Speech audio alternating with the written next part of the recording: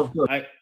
Of course. Let me do it. He says okay, but never I see him here. Are you? Mr. Cengiz Akyıldız, Professor Cengiz Akyıldız is Cengiz here. Akyıldız is on my phone. Telefonda. Okay. Lan girsene. Very intermodal communication. Hadi. You create very big job, Mr. Professor Sabri. Yeah. From telephone to You conference, think from we conference to telephone, everything possible. Akif Emrah, right? In 2 minutes Akif Emrah. or 3 minutes we can start. Yeah. Okay. Akif başlayalım Emrah. abi. Do you see Akif okay. Emrah? No. Professor Dönmez, we can start. Actually, Rıdvan is also ready. Is he ready? Right. Then let's. Sabri, please, Yeah. hocam. Professor, please start. Let's start. You open the So, subject. What and about we answer. Mert Tunç? What about Mert Tunç? He will come. He will come. Turgut, Tunçhan. Mr. Turgut. Will also. I think so, actually. Turgut and Mert Tunç. Eyüp Selman Korten, I think here. He's here. Yeah. He joined Okay. us. Berat, Mr. Berat Eker, final speaker. Will be here. Okay, there are 3 persons not yet joined. Fuat Ceylan, Will be also here. We have talked with him. Gerzegor Zayak, am I spelling wrong or not, Professor Sabri? Zayak. Gerzegor Zayak, huh? Zajak. Is here? From Poland. He is not here right now, now? but he is not here right now, but he will. Okay, final question, Bushan. I'm also pushing Professor Zajak. Let's wait, Bushan.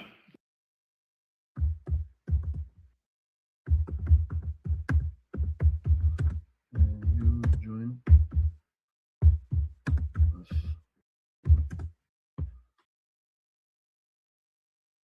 I pushed Mr. Zajak. He is from Poland.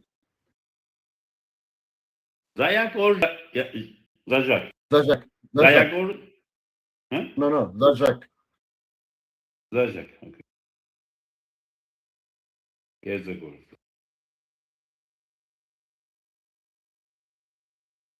I know both is okay for him, but the right spelling is Zajak. Okay. He's from Poland, Old Polish University.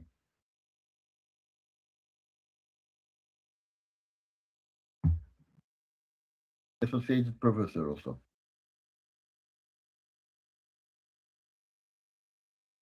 We can start, Professor Dönmez.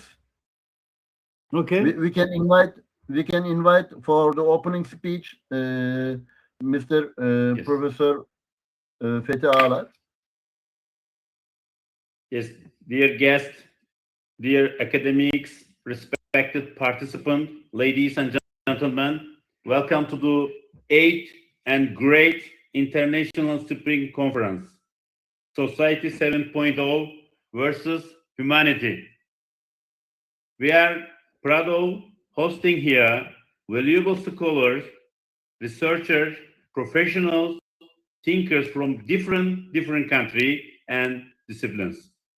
All are here today to discuss one of the most important questions of today. How can humanity preserve its values, identity, ethics, and wisdom in the face of rapid technological transformation? Really dreaming like. First, I would like to invite Dr. Mustafa Fethi Ağalar to deliver the opening speech. He is achieving great job. He is very great man. We are with him. Yes, Mr. Mustafa Fethi Ağalar. First of all, thanks for your complimentary opening and complimentary words. Ladies and gentlemen, all attendants, first, you are all welcome to a meeting which we are attending from Istanbul, a cloudy and from a rainy day. It's a pleasure to welcome you to a meeting which is hosted and arranged by our dear Professor Sabri Öz. First of all of us, all attendants, must be thankful to him for his work and for his, I would say, preparation for this meeting. Ladies and gentlemen and dear attendants, these meetings are basically, thank you again, sir.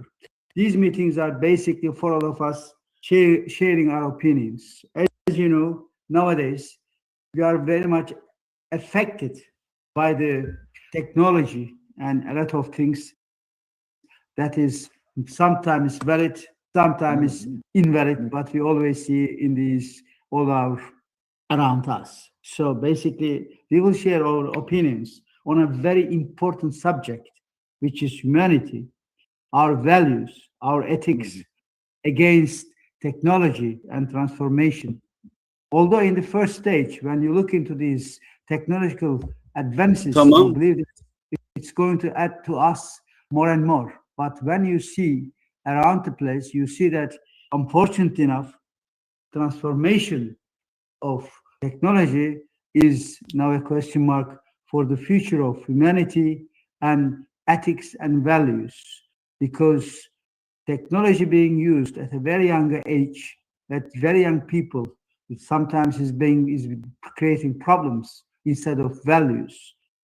Is problem bringing a lot of ethical problems, ethical value problems. Basically, this meeting would be a base and a very important meeting to share opinions of all attendants about the transformation, humanity, values, and ethics, which is, I think, the problem or the subject for the next 10, 15 years, how to revalue, how to look around, and how to decide. Secondly, this meeting will allow all of us learning from each other the ideas, the opinions of each nation, from Europe to India, from Asia to Europe, the ideas, what everybody is thinking, what they are bringing on as a subject matter on these matters, technology versus, I would say, values, technology versus ethics, technology versus, as a whole, wisdom based. Because although we value technology and we need technology, on the other hand, we are losing our ethics, we are losing our values. Maybe we should look into another manner. Are we losing our humanity at the end of the day? What's humanity? Humanity is made of our values, our ethics, our wisdom, but we are changing them. What will the future of this? That's an important question for all of us. This meeting is going to learn from each other's. How are we thinking? What's your opinion about it? And how we can handle these problems altogether. The most important point about this meeting is it's also getting all together in our ideas, thinking, and decisions. And this meeting is going to be a getting together, which we have done before. And it's the 8th time that we are meeting all together. We are discussing our values, our opinions, our thoughts all together. And I hope and I wish that this meeting will allow a kind of a decision making, a kind of a valuation, a kind of thinking together, the values that we should attach to.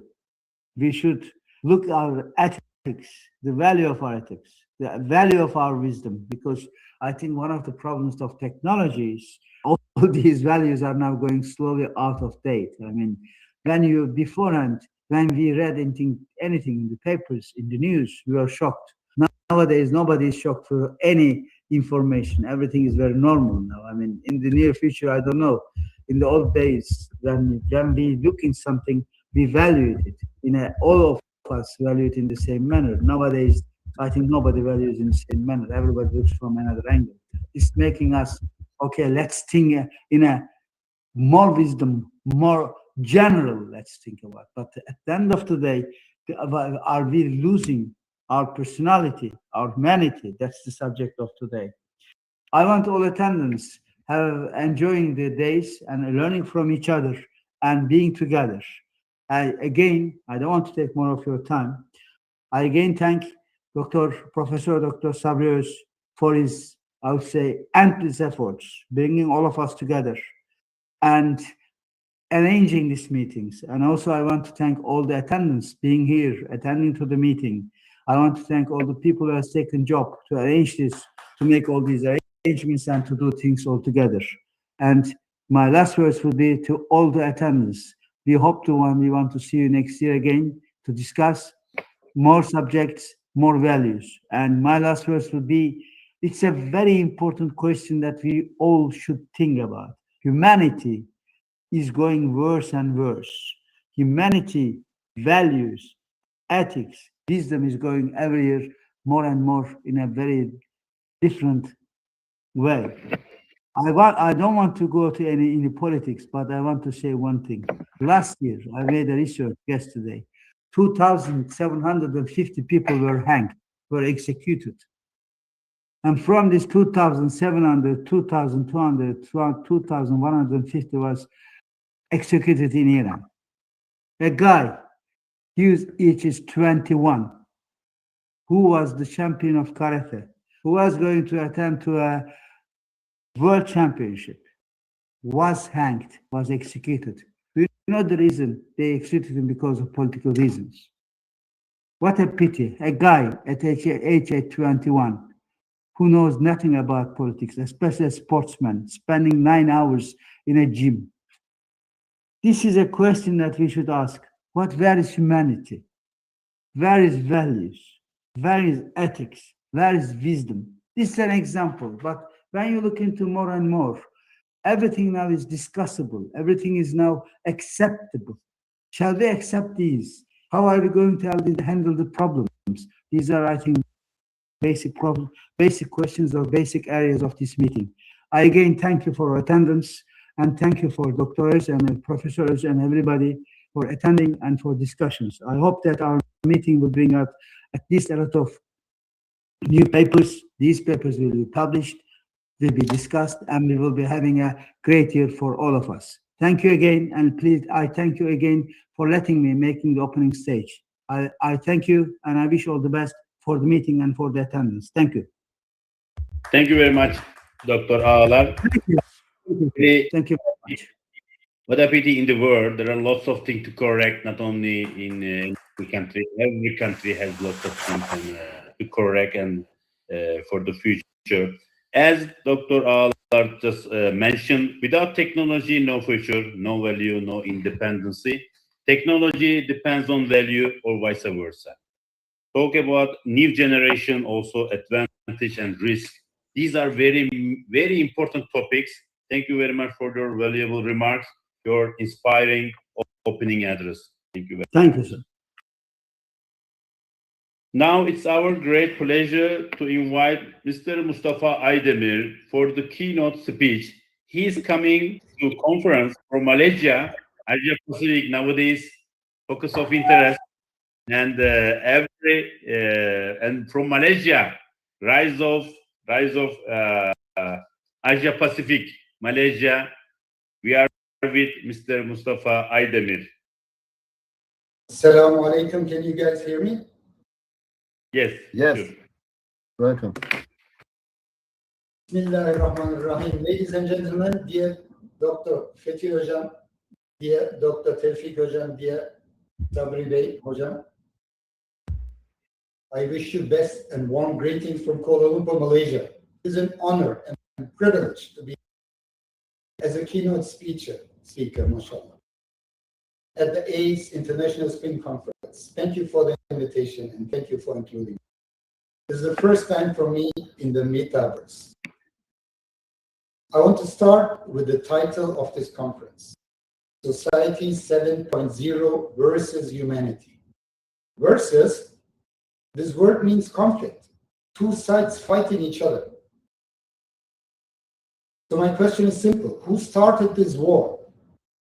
And when did we vote on it? Because if society and humanity are fighting each other, that is not a technology problem. That is a failure of leadership, a failure of governance. And these failures always start with the same way, with silence. Or did we choose this framing because we have already given up? Let me describe this world we live in today. Old alliances are breaking apart. We have conflicts everywhere. The international system, the one that built the IMF, the World Trade Organization, the United Nations, is broken. The books are written again, and unfortunately, not always by us.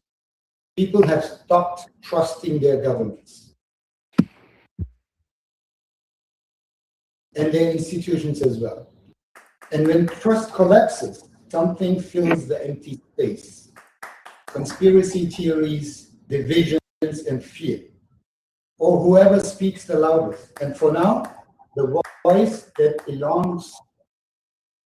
is the loudest belongs to artificial intelligence. We hear it every day, day in, day out.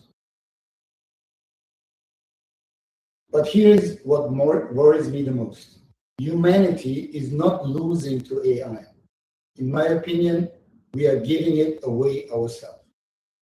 Freely and happily, we are giving it away one click at a time. Right now, algorithms decide what we read, what we watch, who we trust, and what we buy even. And why? Is it convenience? We gave away our judgments and we called it progress. The comfort is real. It's really easy to create content with AI nowadays. In academia, in the professional services, even students. But so is the surrender. The question is, when we gave our decisions to machines for comfort, did we understand what we were giving away? So let me ask directly, what is Society 7.0? I looked carefully and I read the papers like you all, and the honest answer I found depends on who you ask. Different scholars, different countries have different definitions. Yet everyone agrees on one thing. Society 7.0 is coming. It is already here. We are already inside it. And that is exactly the problem. We are being told to adopt to the future that was named without asking us, designed without our agreement, deployed before the rules were even written to govern it. We have seen this before. This is not new. Every time a powerful technology arrives, before the rules were written already. What happened? Inequality grew, power was concentrated among few people, and governments spent decades trying to catch up. To be honest, we cannot afford to repeat this mistake again. If we cannot agree on what is Society 7.0, how can we govern it? This brings me to someone you all should know very well. Our colleague Darren Acemoglu, Nobel Prize winner in economics in 2024, professor at MIT and a Turkish academician. Maybe we can say Turkish. His message is clear.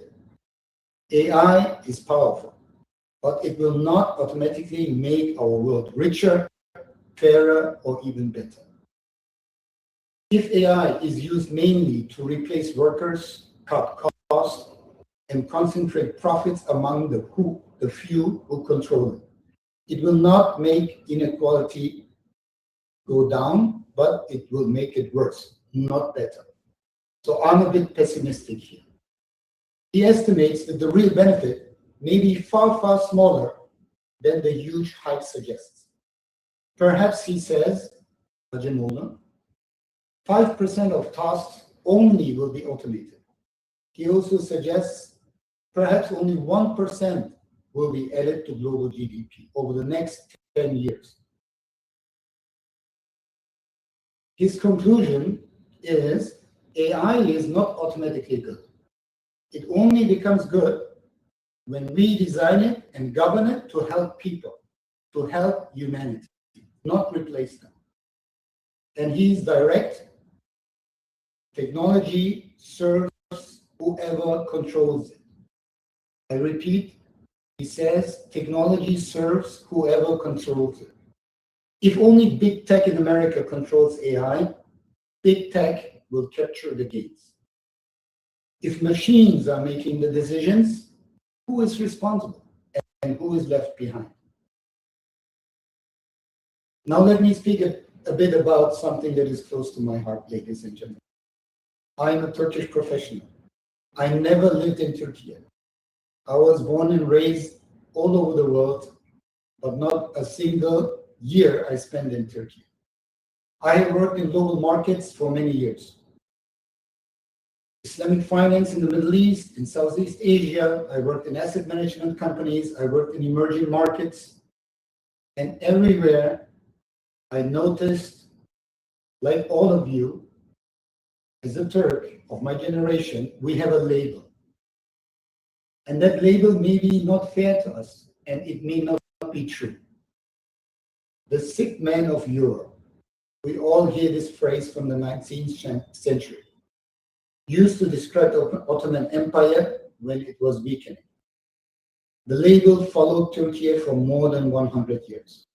And in some boardrooms, and in some lawmakers, and in some policy meetings, I can still hear the whispers. I'm here to say, let's finish off this label. Let's put it behind us.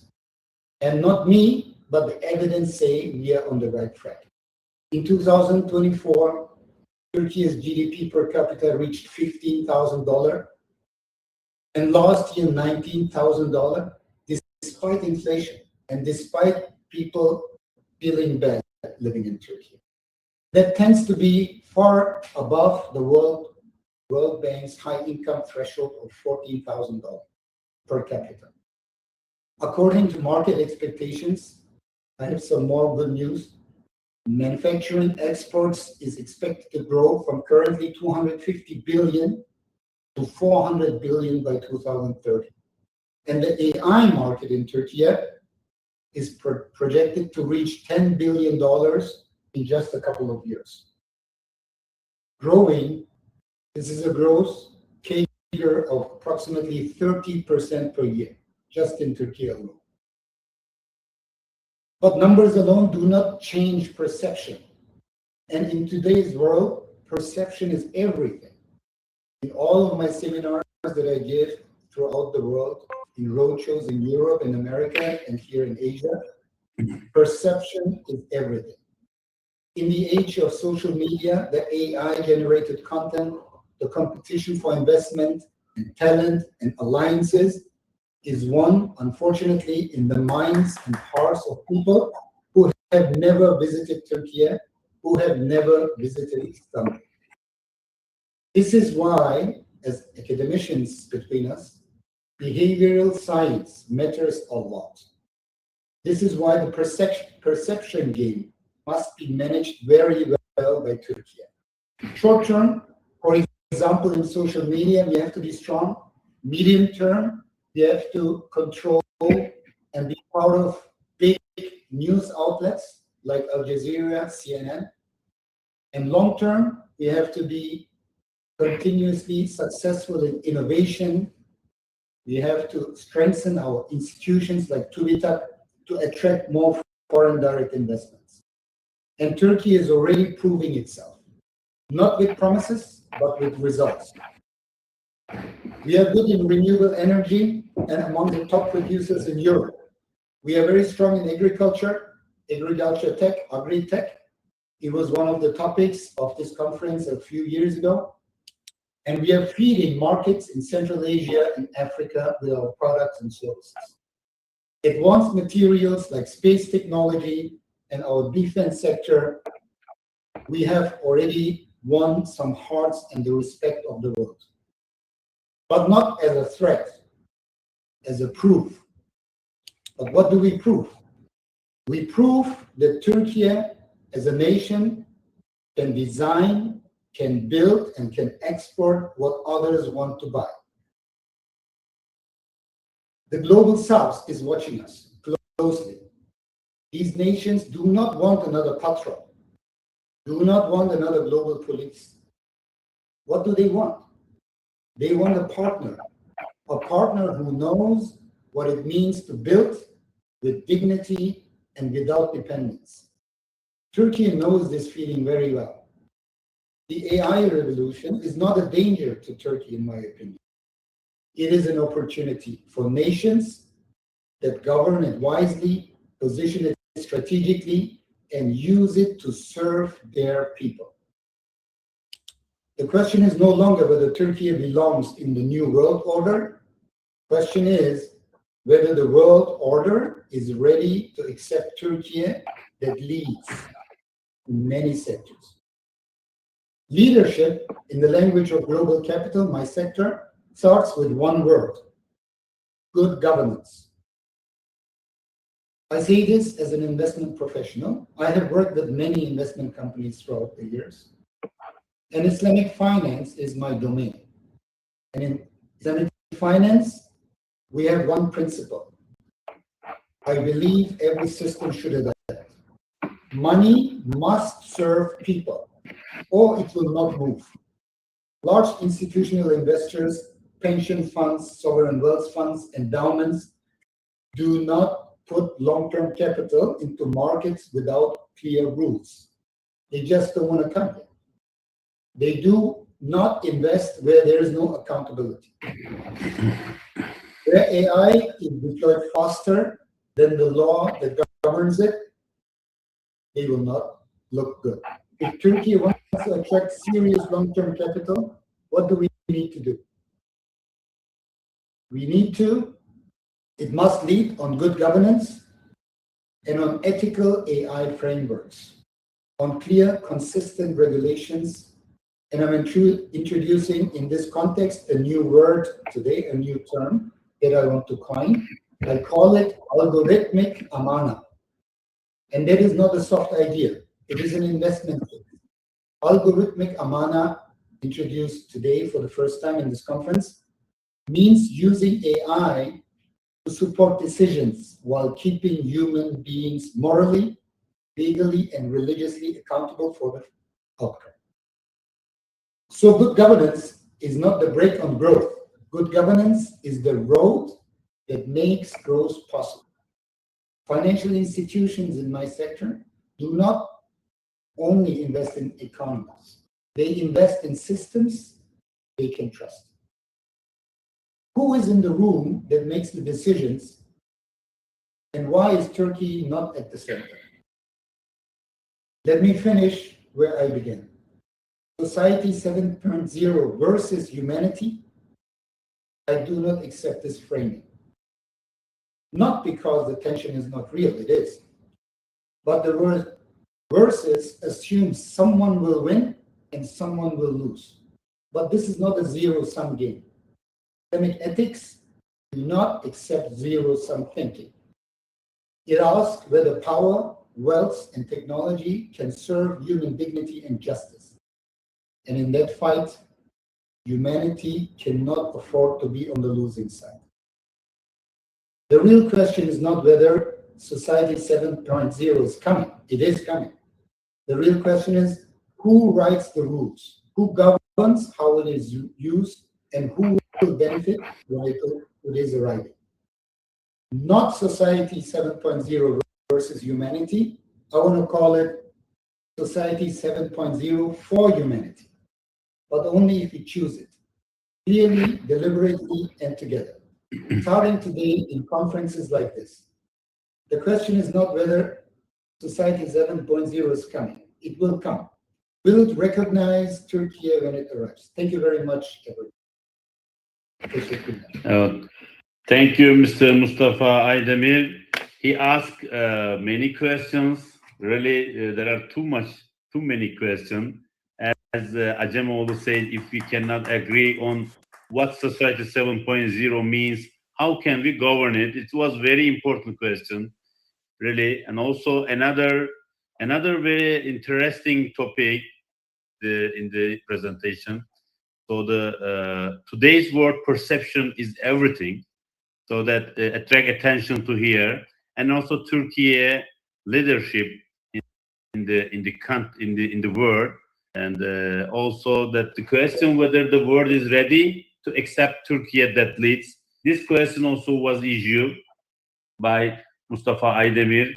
So it was really beneficial for us. Thank you very much. The last question was very important. The question is not whether society 7.0 is coming.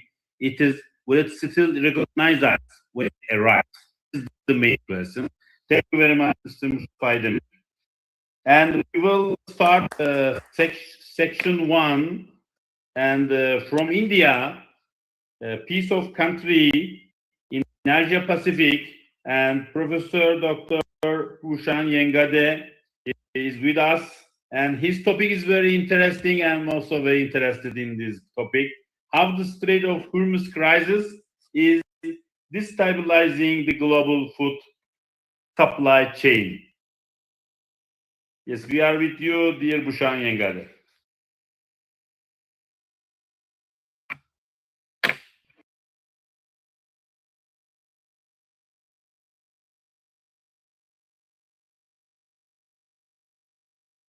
Professor Pushan, you are with us?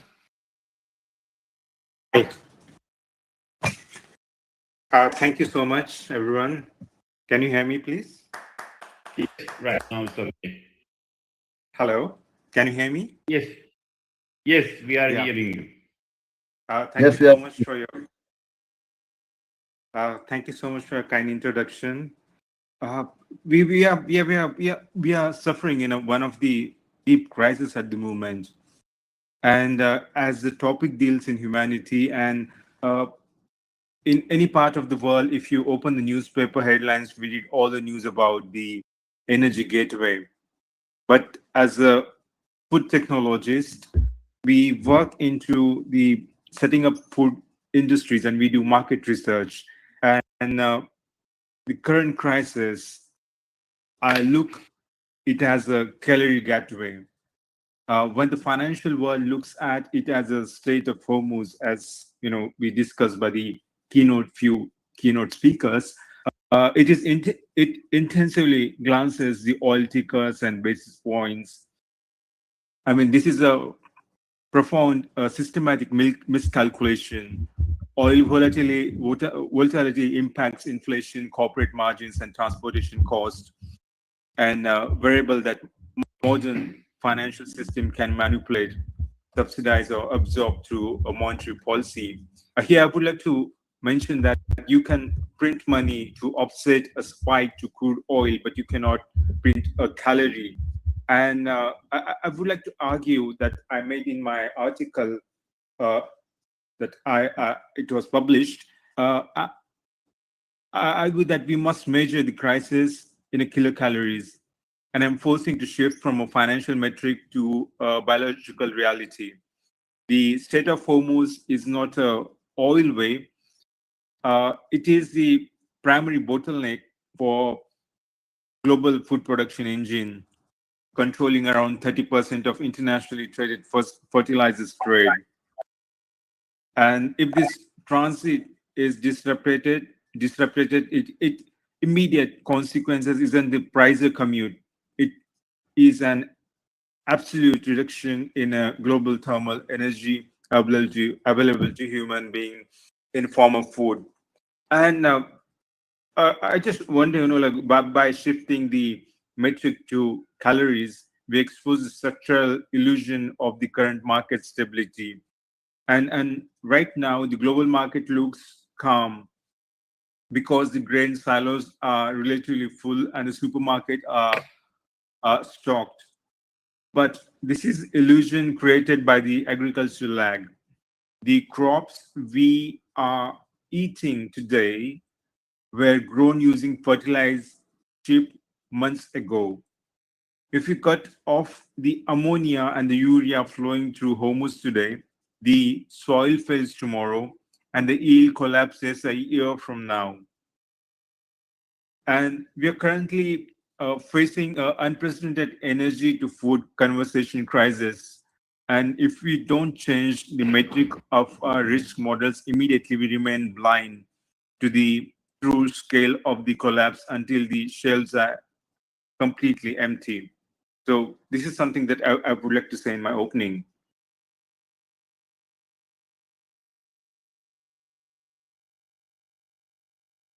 Hello? Can you hear me? Yes, yes, Vishal.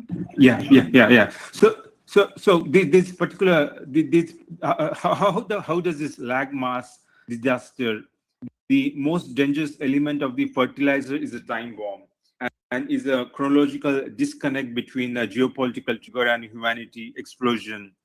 Agriculture is governed by immediate biological cycles and not real-time market trading loops. The inherent lag that creates false sense of security paralyzes global policymakers. I am in one of the financial cities of the world. I'm in Mumbai. It's one of the financial cities of India.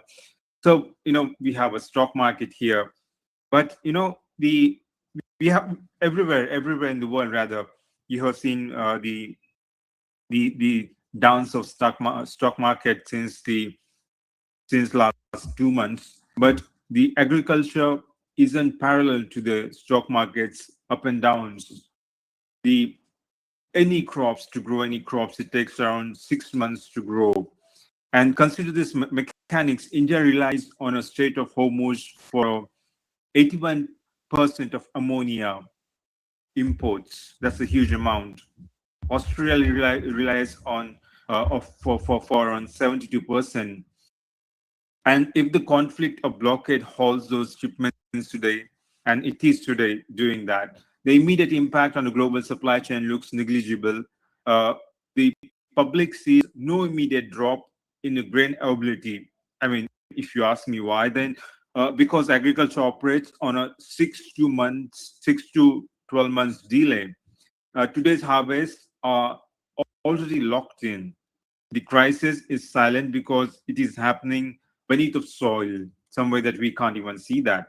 And in the skip fertilizer application of this planting season, and reality, we are burning through our buffer stock while failing the replenishes that the ground replenish the ground. According to models and the data of World Food Program, the full compounding force of the structural deficit will financially bridge the surface in a Q3 and Q4 of 2026. So we are just so maybe I predict that we are going to see a huge a kind of market recession from now from 6 to 8 months from now. By the time public realizes that there is a crisis, when the yields plumbed by 30 to 40% in a major global baskets, it will be far too late to fix it. And we even can't, the normal person, we can't even realize that. You can't fast forward to a crop cycle. You can't, the fertilizer in a field has already missed a planting window.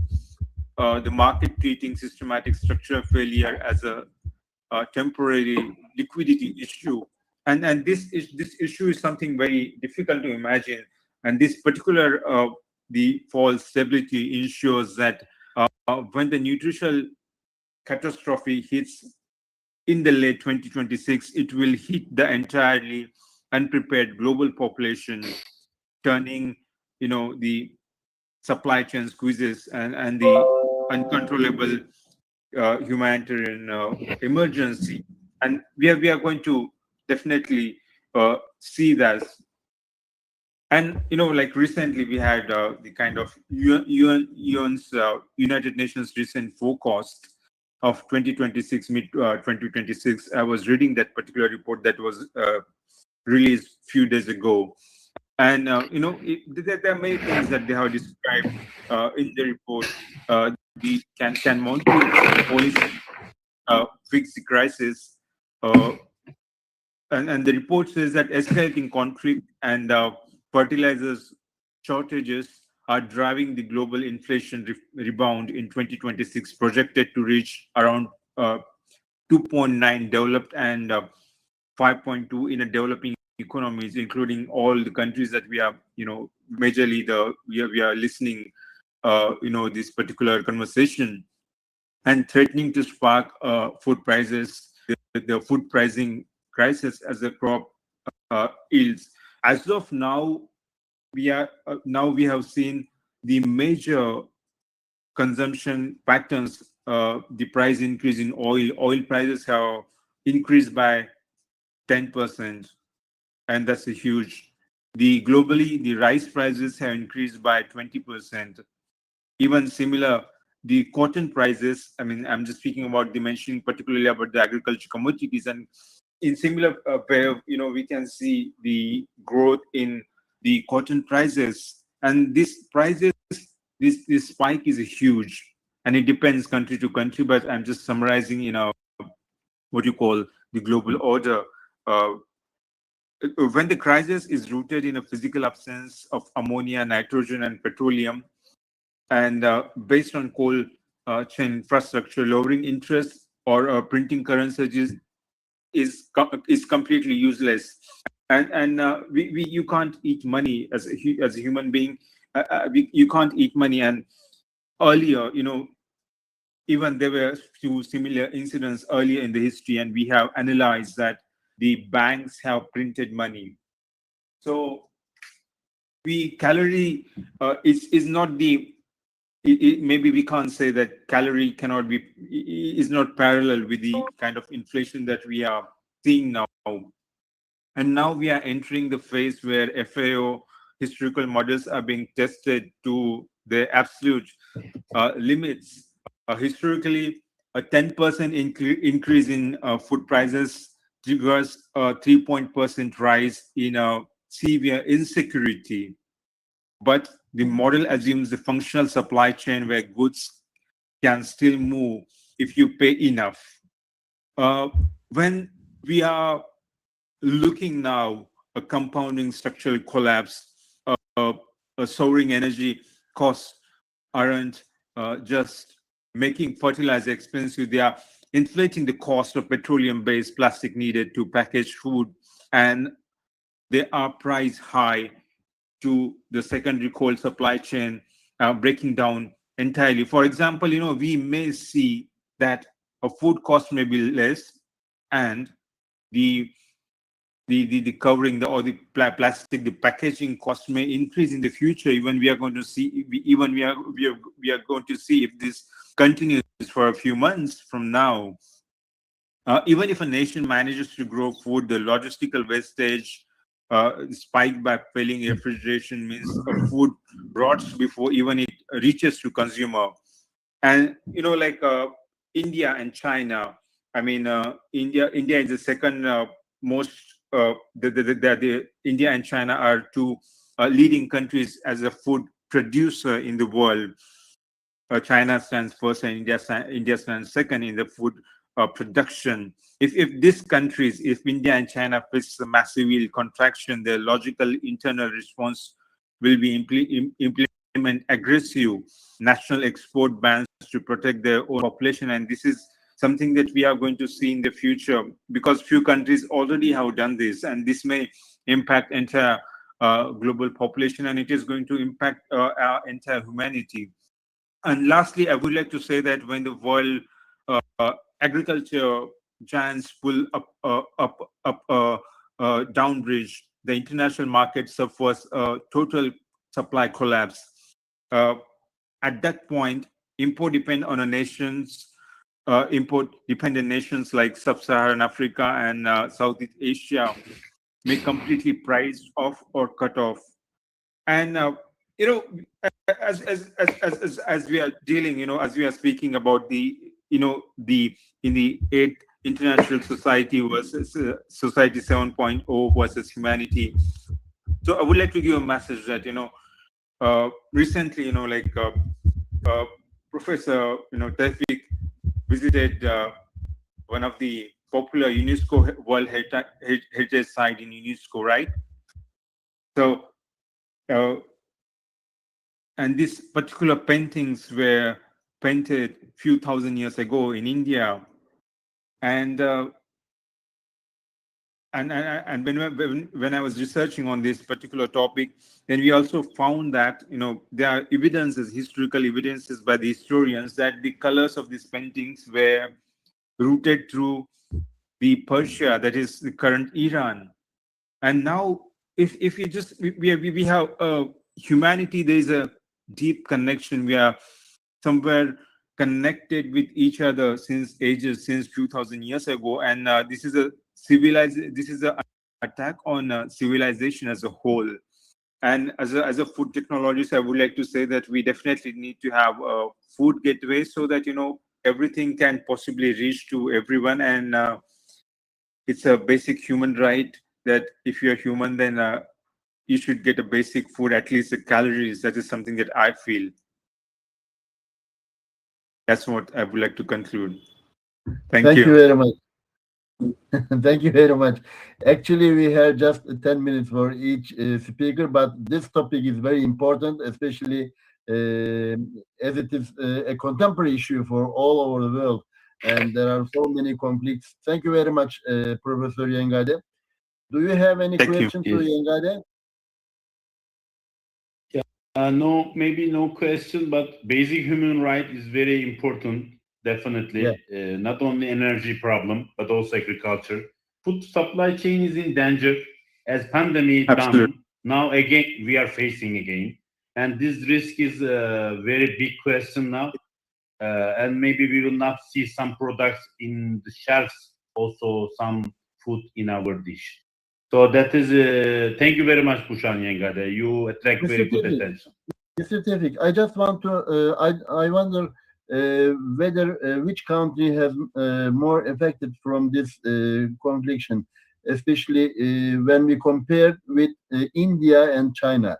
Uh, does India has more badly affected from this conflictions? And Yes, very as I frankly, said, Okay. yes, yeah. Bhushan Yengade will answer this question because he's from India. But I will tell Yeah, I know. later after Bhushan. Okay. There are many industries have suffered. They haven't shown any impacts as of now because our what you call the supply chain is still stable.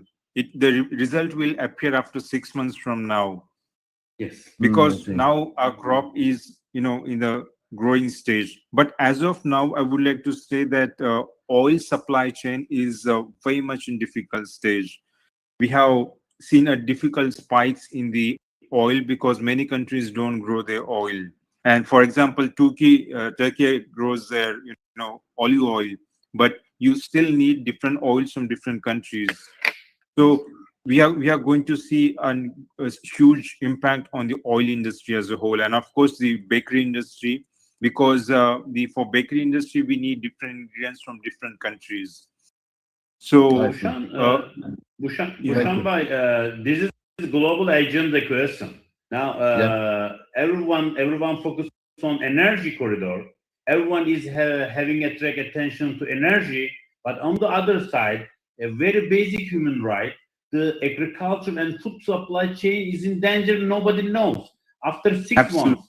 and Absolutely. fertilizer, lack of fertilizer, agriculture will result very big disaster. So this is very big important. Professor Sabri, you asked the question: which country are right now just affected by this war? Now, currently, maybe Gulf countries, maybe Iran, Iraq, Syria, or Gulf countries, and some maybe India and China, industry countries and food producer. But Okay. after 6 months, the world fulfill the bad results of this war in also agriculture, because So we lack of gave fertilizer. So Yes. we gave a warning for after 6 months, there may be a depression. Is it right? Absolutely. Definitely, definitely.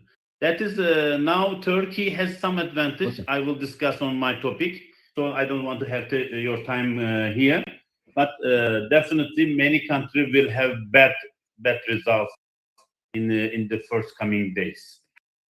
Now, energy is in question, but later, food. Yes, Okay, thank absolutely. you. Food will be a big question now. Yeah. Thank you very much, Professor Thank you. Yengade. Thank And you. now Thank you so much. we can jump to another speaker, Professor Cengiz Akyıldız. Professor Akyıldız, are you here? Yes, hear I'm me? here. Yeah, I can Wonderful, hear you. wonderful. Welcome to Yeah, our yeah. 8th International Spring Conferences.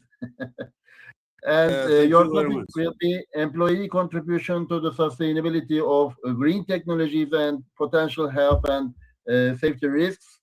I know Yeah. you are expert about OHS, and you will have something to say for our conference. The floor is yours. Yes, I will say something about the workers' side in all technologies. As you know, the main force, but not takes care generally. So, for employees' contribution to the sustainability of green technologies and potential occupational and safety risks of the laborers. Employers' contribution to the sustainability of green technologies and potential occupational health and safety risks represents a highly contemporary and critical field of study in terms of both environmental sustainability and workforce protection. The subject may be structured around the following principal axes. We can say, one, the dual nature of the green technology transition, and it contains many risks. And we have to find some opportunities about this kind of risks. Employees' contribution is sustainability, and third is the potential occupational health and safety risks. This third items we can detail about risks, sectoral risks, new materials and processes, transformation and traditional risks. We can talk about this kind of problems. Employees' contribution to the sustainability of green technologies.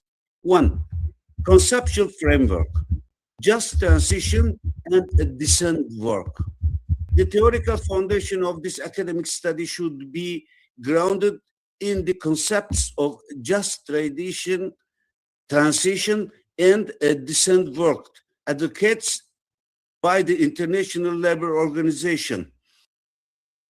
The transition toward a green economy is not limited to reducing carbon emissions. It also encompasses the protection of employees, social and economic rights through the transition process.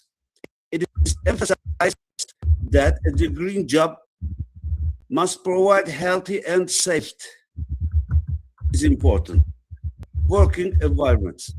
Otherwise, such employment would contradict the principles of sustainability. The second title is Legal Rights and International Standards. Employers' legal rights during the transition to the green technologies are safeguarded through international and regional regulations, including one, collective rights and participation mechanisms. Second, rights to training and reskilling. Third, European Union directives. And fourth, the right to refuse dangerous works. Occupational and social rights practices in the green transition produces in developed countries. I want to give some examples. For example, Germany. Germany has integrated climate and employment strategies, providing approximately 338,600 green jobs by 2020, while simultaneously developing specialized protection protocols for workers employed in these green sectors. And the United States, through initiatives such as the Appalachian Coalition, former mining sites are being transformed into renewable energy production areas, while former mine workers are retrained for employment in new energy technologies, reflecting a strategic investment in human capital. In the United States, in Denmark has promoted economic growth and safe working environments by ensuring the participation of local economies in offshore and energy projects. In Italy conducts the large-scale stakeholder surveys to assess risks perception within the green sector and proposes specific prevention and protection protocols for emerging materials and technologies. And new title for fundamental practices and strategic recommendations. The following implementation models may be developed. One, material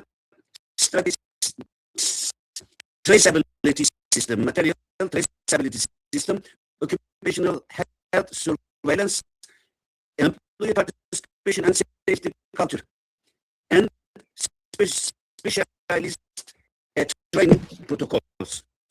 There is a problem, I think. Futuristic research areas Yes, in we green have. technologies. Sorry for interrupting.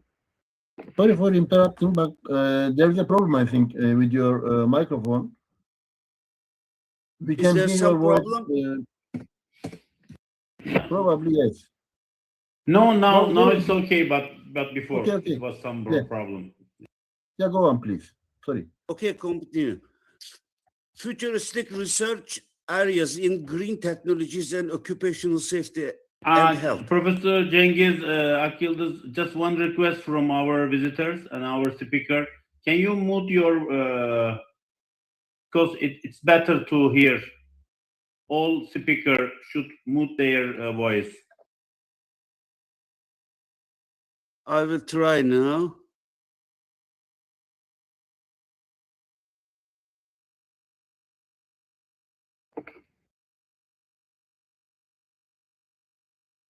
We need to move for Yeah, I did, sir. I did. Is it okay now? Yes, okay. Done. Is it okay? Continue. Okay. Futuristic research areas in green technologies and occupational safety and health. The topic of employees' contribution sustainability to green technologies and occupational health and safety may be further expanded through the following future-oriented research areas.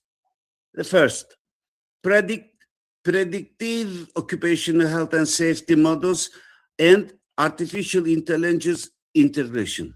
Future studies are expected to focus on identifying occupational risks before accidents occur through predictive analytic tools and machine learning technologies. These applications primarily involve smart sensors and wearable technologies. The two emerging technologies, virtual reality and augmented reality, and digital twins. Virtual and augmented reality trainings in complex renewable energy infrastructures such as photovoltaic systems. Employees may be trained through virtual accident scenarios and without exposure to real hazards before. Yeah, it means we can say proactive. We can create proactive systems. Digital twin applications are the other is through the digital twin models of wind turbines or recycling facilities.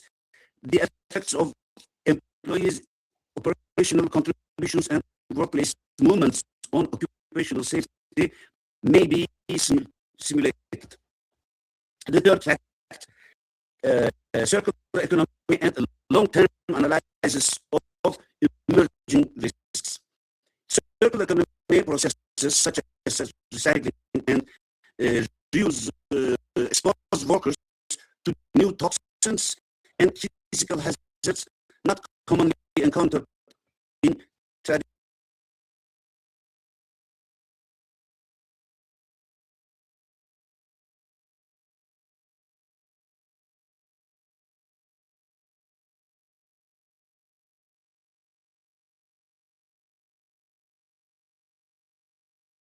Professor Akyıldız, can you mute again, unmute again?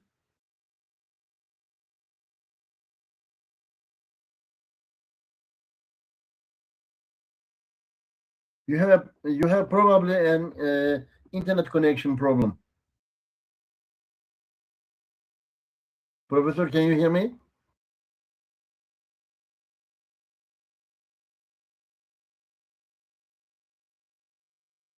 Okay. We may go on, but let's wait a bit, just for a second for Professor Akyıldız, maybe reconnect.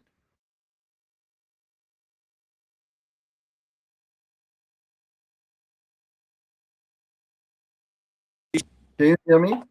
I think, yeah, there was a problem. Probably. My microphone is closed. Is it okay now? Yeah. Go on, please, Okay. and we have just 3 minutes. Yeah. I will talk about the law 5 and digitalized employees' rights. Technological development necessities is digitalization of employee rights. First, algorithmic management and employee rights. In green facilities managed through artificial intelligence systems, futuristic legal studies may focus on protecting employees' rights to algorithmic transparency and human oversights. The second fact, just transition during automation. Theoretical models may also examine low human labor will evolve the future where robotic systems and automation increasingly replace green jobs, as well as how social protection mechanisms may support this transition. The common characteristics of these studies is the positioning of technology not only as a tool for environmental protection, but also as a shield protecting human beings. The relationship between green technologies, technology sustainability, labor law, and the occupational health and safety developed countries for this fact. In developed countries, the relationship between green technology sustainability, labor law, and occupational health and safety is grounded in comprehensive legal frameworks shaped by the principle of just transition and the decent works. International framework and just training principles are protection of employees' rights and decent work standards. And the second, European Union legislation of the national practice. Examples, I will give you some examples. Through the European Green Deal, the European Union has integrated the environmental policies with the employment and occupational health and safety policies at the highest institutional level. In Germany, employment and protection model is available there. Germany is among the countries not mostly rigorously regulating the green transition through legal frameworks. These are, I will say, others of in Germany, employment data. By 2020, Germany had directly employed approximately more than 300,000 individuals in the renewable energy sector they hired. Legal safeguard German labor law protection workers risk-killing side in income security during the transition through the special funding mechanisms. In Italy, there are new protocols about this matter.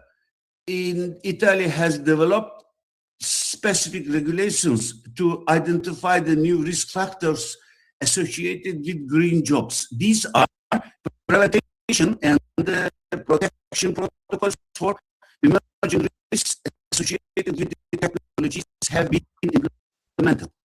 Measuring stakeholders and employee perceptions has become an integral part of occupational safety and health procedures. Denmark, their regional participation and wind energy, they are attacking about this kind of sectors. Denmark has implemented legal models protecting local communities and employees' ownership and decision-making rights, particularly in offshore wind energy projects there. 3, circular economy and waste management regulations. In developed countries, circular economy processes such as recycling and material management represents some of the fastest transforming areas of occupational safety and health. These are management of emerging risks and traceability and transparency mechanisms. Same also. They are futuristic and social policies based on contemporary academic literature and global practices, future-oriented and inclusive social policies may be evaluated under the following headings. We can give some items: just transition and social protection policies. These are income and career protection, protection ensures mandatory reskilling policies. And the second, participatory green governance and the employee involvement. Green decisions making consensus to provide and innovation intensive bonuses. Dynamic and proactive occupational health and safety policies are green jobs involve next generation risks for which traditions of occupational safety problem may be proved insufficient. Monitoring and emergency risks, digital twine, and we are based training policies is virtual reality. Digitalization and algorithmic rise of labor. Most green facilities are managed through the advanced automation and artificial intelligence systems, giving rise to a new domain of social policy. Principle of human oversight, and it is necessary to take care mental and the right of disconnect. And the five fact is inclusive and flexible work organization. Climate change and the green transition are also transforming working conditions. The first example is climate sensitive working hours, green monetary support policies.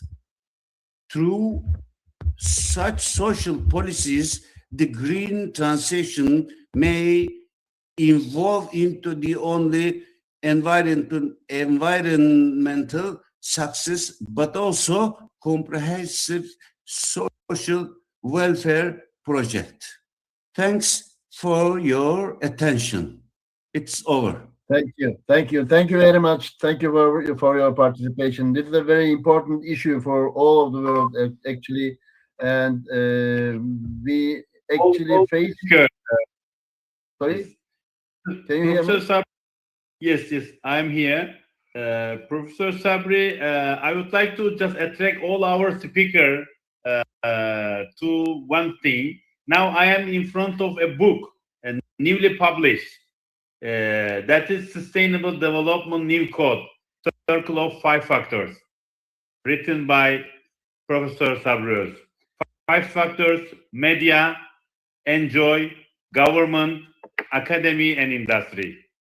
That is the new paradigm change in all countries. Now we are talking about in our topics. This code is very important and increasing day by day very important.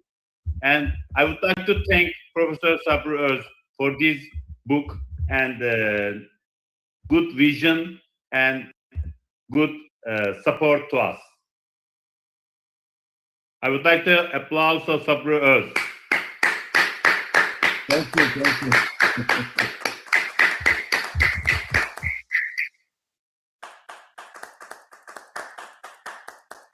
Thank you very much. Someone has playing the board, I think. Yılmaz, Rıdvan.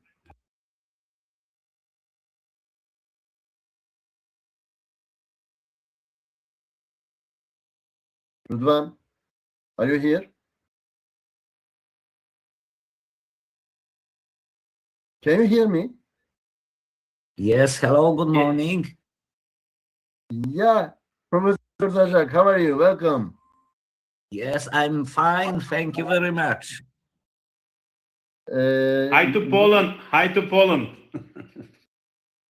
Thank you very much and Ya bir şey, greetings ekrandaki to all of şarkıyı you. birisi değiştirdi nasıl olduysa. Ben oynayamıyorum şu anda. Just Yes. a second, please. Just a second, please.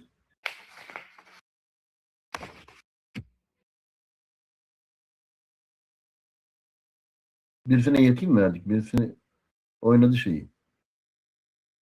Ben mi yaptım acaba yanlışlıkla? I can just continue, Professor Sabri, if you have. Wait a second. Okay. We have to arrange the board, main board. Okay. Just a second, please. Just a second, please. Sure. We are okay.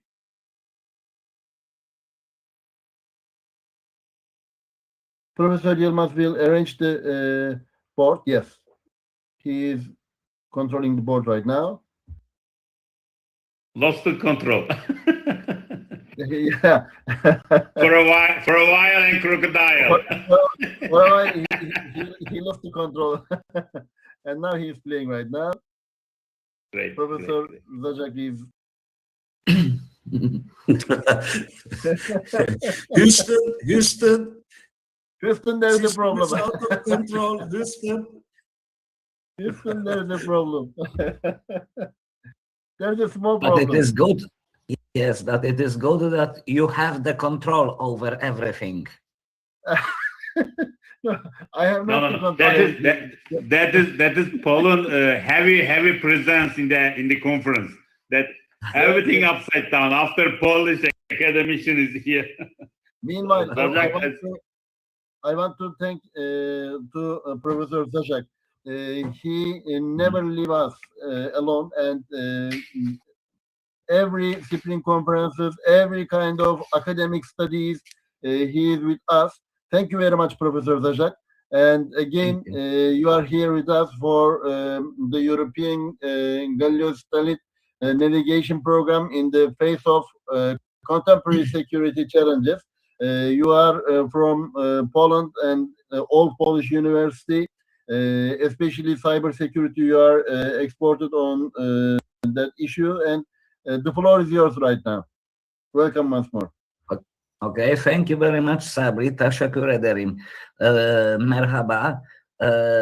Yes, I'm always here and I will never let you down. So whenever I can, and this is a privilege and honor to be here. So once again, dear Professor Sabrius and dear other distinguished guests, thank you very much for invitation to this conference, this 8th, International Spring Conference, which is called Society versus Humanity 7.0. My presentation is titled The European Galileo Satellite Navigation Program in the Face of Contemporary Security Challenges. Let me begin by saying that this conference is extremely important today. Because we are living in a world of technologies. That technology is changing almost every aspect of our lives every day. So this is a very important aspect. This is important topic. And I'm glad that we are discussing it in different areas. So as I can see that there are different presentations today, but this is very good because we can exchange our dilemmas, our suggestions about the contemporary world and the technology, which is connected to us, to the humanity. Yes. But just briefly, very quickly about my topic, and I will also present it in the paper. So I will write a paper on this. So when people hear the Galileo, many people can think simply about navigation or satellites somewhere in space. Yes, they are somewhere above us, above our heads, above the sky. But Galileo is more than the satellite navigation. It is a very important, ambitious technological project created by European Union. And it is also a very important element of European security, yes, independence, and the development, technological development. Yes, the European Union sees the importance to more to develop different technological ideas, and Galileo is innovative program. It is also independent program from other satellite navigation programs in the world. For example, American GPS, Russian GLONASS, or the Chinese Beidou. That is why Galileo was created, to be independent from other satellite navigation programs. Today, Galileo is one of the most advanced satellite navigation systems in the world. It is used, or it is it supports, we can also say, transportation, in aviation, telecommunication, emergency services, and many other sectors of our everyday life. So we cannot even think of one thing which is not connected to satellite navigation. So that's why the idea of this conference to talk about innovation and advancement in technology. So the Galileo, I think, is very important, crucial in this conference topic. So that's why I wanted to share with you some my points of view. Galileo is particularly important in aviation, for aviation, because I am dealing with aviation safety, aviation law, and that's why for me it is a very up-to-date issue, program. This system, this program or system is based on very high aviation safety standards. And helps also to improve the safety and efficiency of air traffic management. That's why it is better for route planning, for example, improved airport operations, and safer flight procedures. Today, we are facing completely new kinds of threats, of course, and we must be prepared to different kinds of threats. So these conflicts which are happening now in the nowadays are not only limited to traditional military operations. We hear also about cyber attacks. Hybrid warfare, electronic interference. So satellite systems can also be targeted. Yeah, they can become targets as well. Of course, there are some attacks on satellite navigations in the history, but we must create a satellite system which will be resilient to the threats which we are facing now. So that's why it is not just one another satellite navigation system, but it should be a very important system for the whole world, not only for European countries, but for the whole world. It's the most important feature or characteristics of the system is that this is a civil system, not military system. In contrary to the American GPS or Russian GLONASS and so on, Chinese Beidou, they are all based or connected to military services. But and that's why when you are using these systems, so they can be, for example, disconnected. But this European system, Galileo, is independent, is civil system, and it will not be interrupted. So that's why this is a very important feature. This is also a political, very important aspect because Europe is becoming more independent from other nations or from other states or group of states or systems.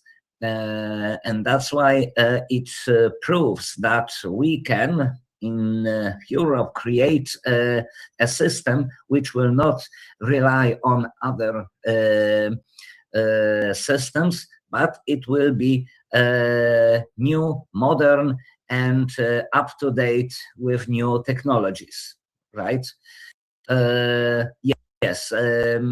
So this is probably one of the most important things, and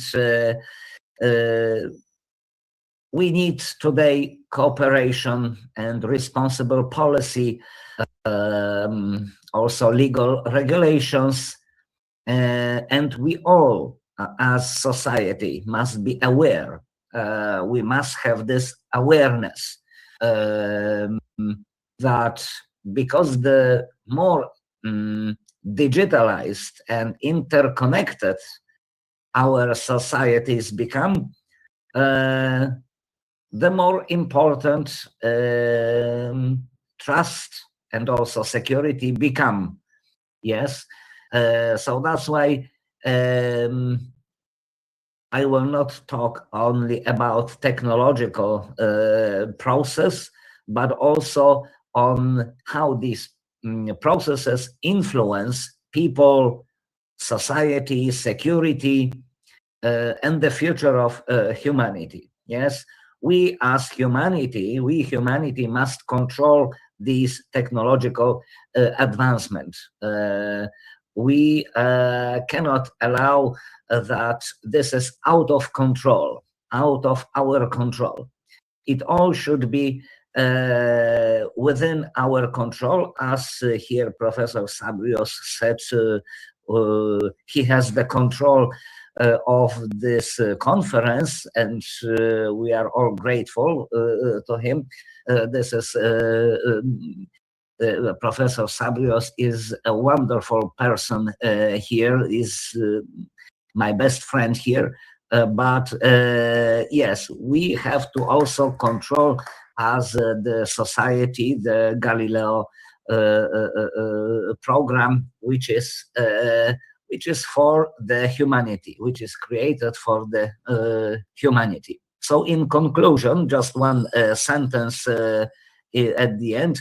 I believe that Galileo is not only a satellite navigation system, but it is also a symbol of European ambition to be innovative, technologically independent, and secure in this world. And perhaps the real challenge for the future is not only to how to create more advanced technologies, but how to make sure that they remain safe, and we can all benefit from this.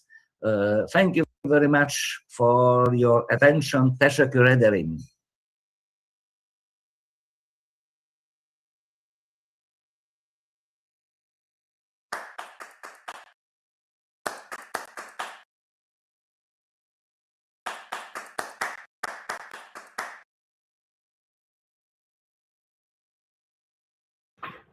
Thank you.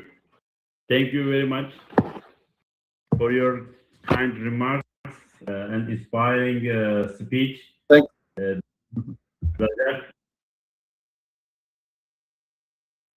Thank you very much, Professor Zajak. Thank you, This was thank a you. very valuable. This was a very valuable presentation. Thanks for all, and you are also our best friend, and you are as if you are from Istanbul, not Poland. Thank Yes. you very much. Evet. Evet. Tak. Tak tak. Okay. And we understood that satellite navigation program is very strongly related with society and very strongly related with the humanities. So this is a valuable presentation for us for our conference, and I'm looking to chatbot if there is any questions. Thank you very much. So, yeah, okay, there's no problem. And we can go on with Professor Ceylan, Fuat Ceylan.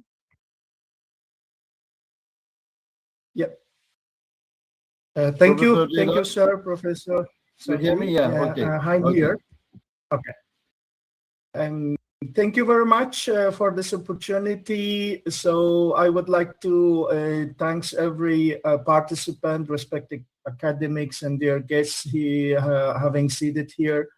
So I will be talking about two-factor authentication. So as all it's just as an honor for me to present this paper on the role of two-factor authentication in cybersecurity. So today in our digital world, we know that technology is rapidly growing. So cyber threats are becoming more sophisticated and frequent. So individuals, business, and governments increasingly depend on online systems for communication, finance, education, and data storage. So as a result, we can say protecting sensitive information has become one of the most critical challenges of our time. For many years, the traditional way, which was the passwords, were considered the primarily method of securing digital accounts. However, relying only a password is no longer enough, and weak passwords use phishing attack, phishing not enough. So the passwords reuse, phishing attacks, social engineerings, and data breaches have exposed millions of users to cyber risks. When attackers always focus and can often obtain login credentials through deceptive methods or leak database, leading to unauthorized access and security incidents. So the two-factor authentication, commonly known as 2FA, addresses this problem by adding an extra verification layer to the authentication process. And instead of depending solely on something the user knows, such as a password, so 2FA combines two different authentication factors. These factors generally include something the user knows, like a password or PIN, something the user has, such as smartphone or security token, or something the user is including biometric data like fingerprint or facial recognition. This additional security step makes cyber attacks significantly more difficult. Even if an attacker steals a password, they still cannot access the account without the second verification factor. Therefore, 2FA greatly reduce risk related to the identity theft, account hacking, and unauthorized system access. Today, we know that many major organizations and technology companies use the 2FA to strengthen their security infrastructure. The banking applications, cloud computing services, email systems, social media platforms, and corporate networks increasingly require multiple factor authentication to protect their user and confidential information. The governments and cybersecurity experts also encourage the adoption of the 2FA as part of the modern security policies and digital transformation strategies. Despite its advantage, implementing two-factor authentication also present certain challenges. Some users may find the extra verification step inconvenient or time-consuming. In addition, organizations must ensure that the authentication systems remain user-friendly while maintaining strong protection. However, when compared with the financial and reputational damage caused by cyber attacks, the benefit of 2FA clearly outweigh these limitations. In conclusion, two-factor authentication has become an essential component of the modern cyber security practices. It enhances digital trust, strengthens data protection, and helps organizations define and defeat themselves against involving cyber threats. As a cyber risk continues to increase globally, adopting stronger authentication methods like 2FA is not simply an option anymore. It is necessary for ensuring security and resilience in the digital age. So this is one of the important and in our digital world today, the two-factor authentication is not only a security feature, but also a strategy for enhancing cyber security in our digital world today. So thank you for your attention and for listening. I'm done. Thank you for time consuming. Thank you very much, Professor Ceylan. This is a very important issue for our country, especially because, as far as I can remember, according to Kaspersky's 2023 report, Turkey has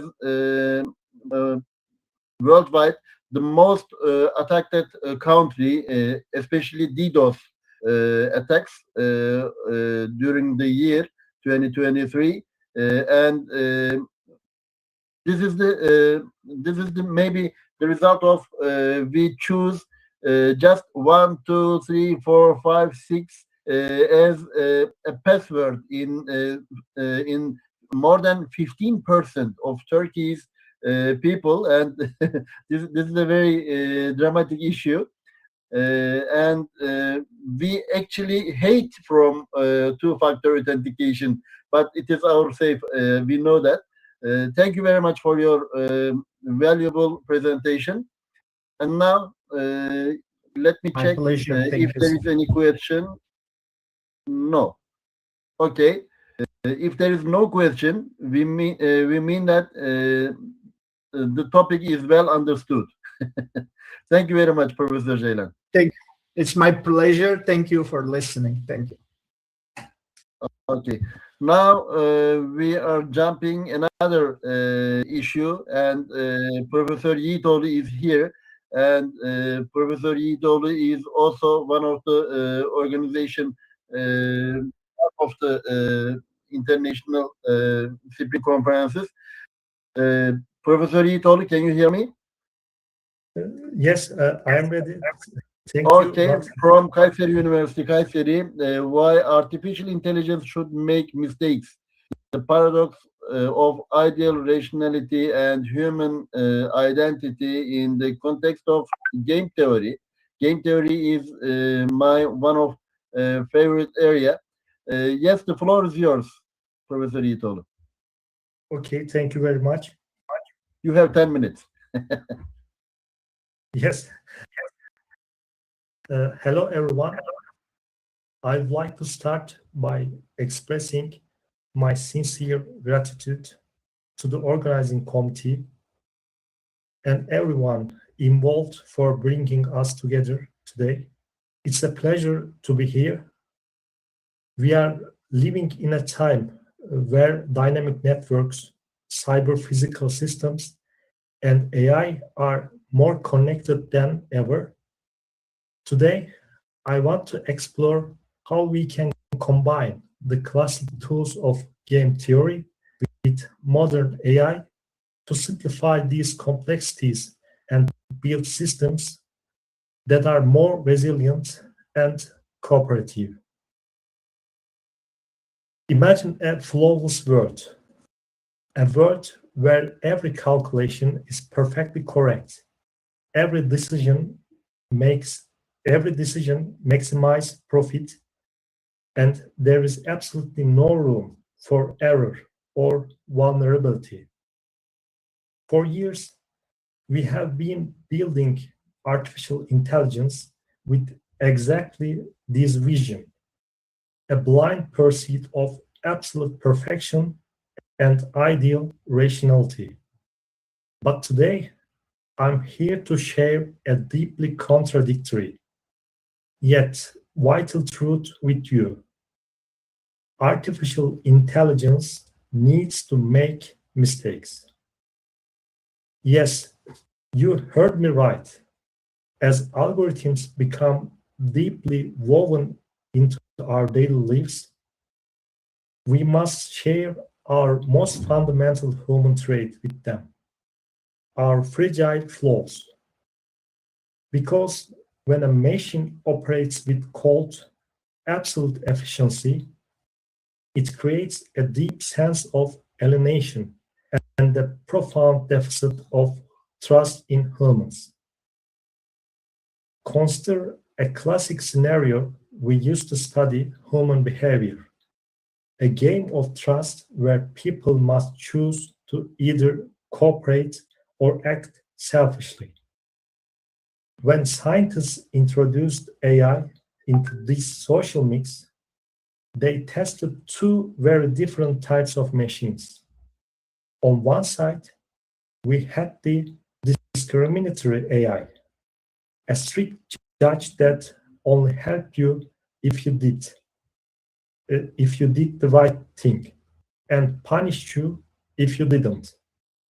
On the other side, we had the Samaritan AI, a machine that kept helping and cooperating unconditionally, even when the human made a mistake or acted selfishly. Which one do you think inspired humans to cooperate more in the long run? Logic tells us it should be the strict judge, but the science proves the exact opposite. The Samaritan AI, the one that forgave mistakes and occasionally took a mathematical loss to show tolerance, actually pushed humans to cooperate significantly more. By acting in a way that seems mathematically disadvantageous, the machine built a breach of genuine social trust. This is where the AI paradox begins. A perfectly rational machine doesn't make us better humans. It actually stifles the empathy and creativity it was supposed to support. We, as biological beings, do not learn through perfect data. We learn through trial, error, and resilience. If we surround ourselves with flawless, cold assistants that constantly correct us in the name of efficiency, we lose our psychological safety. We lose our autonomy. We must urgently step away from the accuracy first mindset. Our future shouldn't just be about how smart our algorithms are, but about how much room they leave for our human nature. We don't need cold calculators. We need authentic digital companions. In order to preserve the ontological space for human fallibility and agency in the future, it may become necessary to teach machines to recognize, possibly even appreciate, the uniquely human right to err. So let the AI make a mistake. Let it take a step that might look mathematically wrong, but honors human dignity. Because only then can we build a society that isn't lost in the cold shadow of algorithms, but stands alongside them, flexible, cooperative, and above all, beautifully human. Thank you.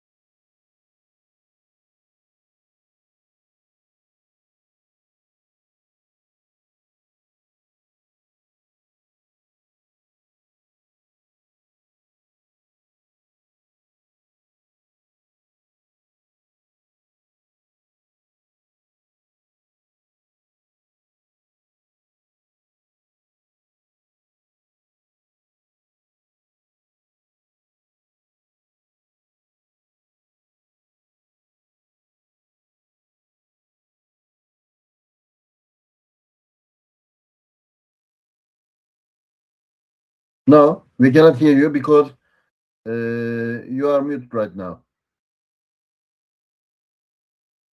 Yeah, you can talk. Try to say something.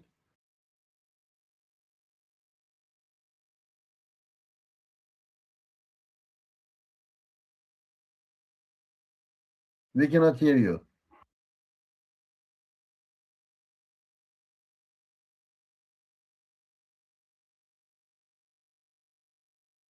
Does anyone hear Professor Tunçman?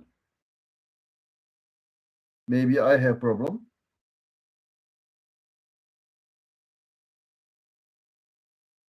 No.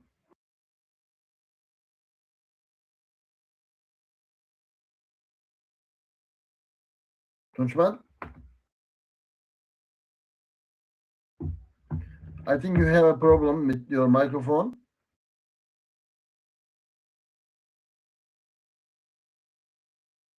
We know you are here, but we cannot hear you.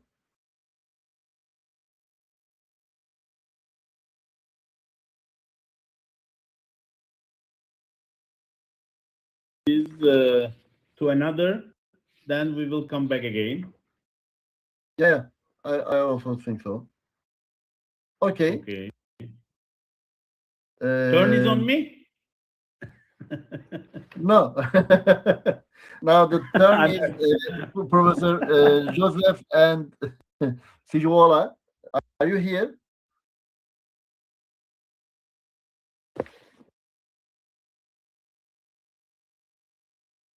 Joseph, can you hear me?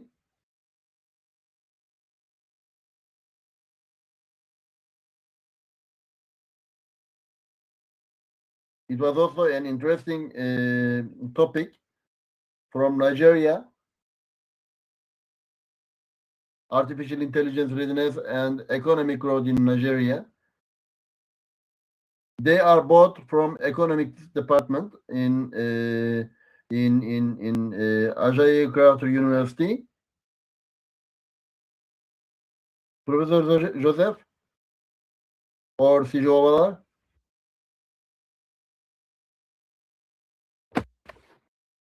Okay. We can go on with Mr. Tevfik. Yes. Professor Dermez, now the floor is yours right now. I think I like to present too much, so the God listen. I know. Listen. The floor is yours.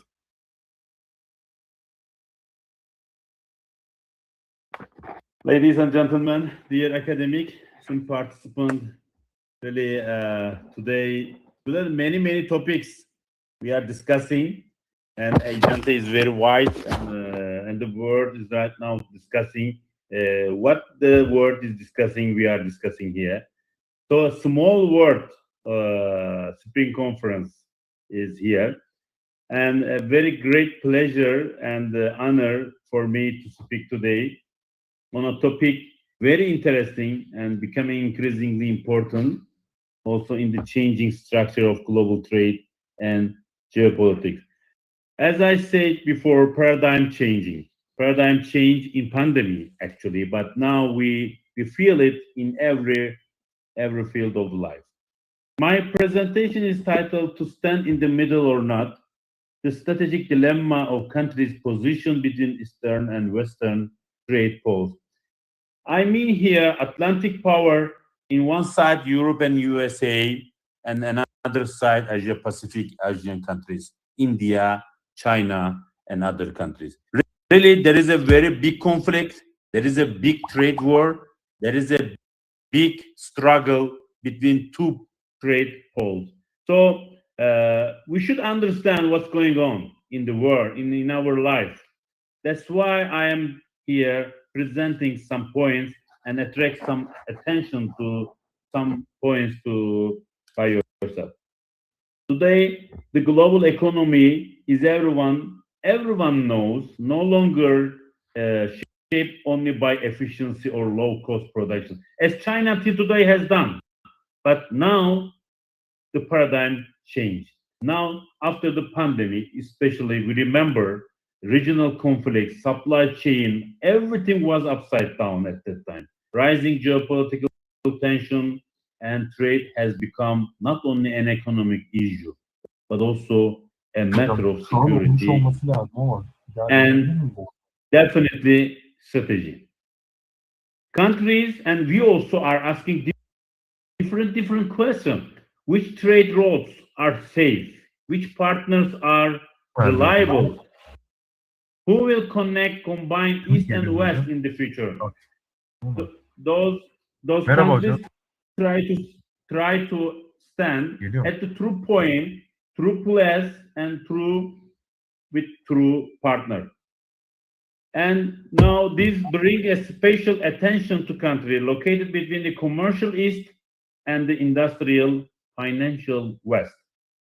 But trade now, 70% of the world trade now in the world is to side of Asia Pacific. Everyone has right now observing this. This is a reality. This is a reality. Asia Pacific is more powerful than Atlantic. This main question of this study, does being located in the middle, to be in the middle, creating strategic advantage, or does it create very big risk? Yes, rising Asia Pacific policy, I think, win. In other words, is centrality a source of power or a source of pressure? Centrality in also Turkey has some policy as middle corridor.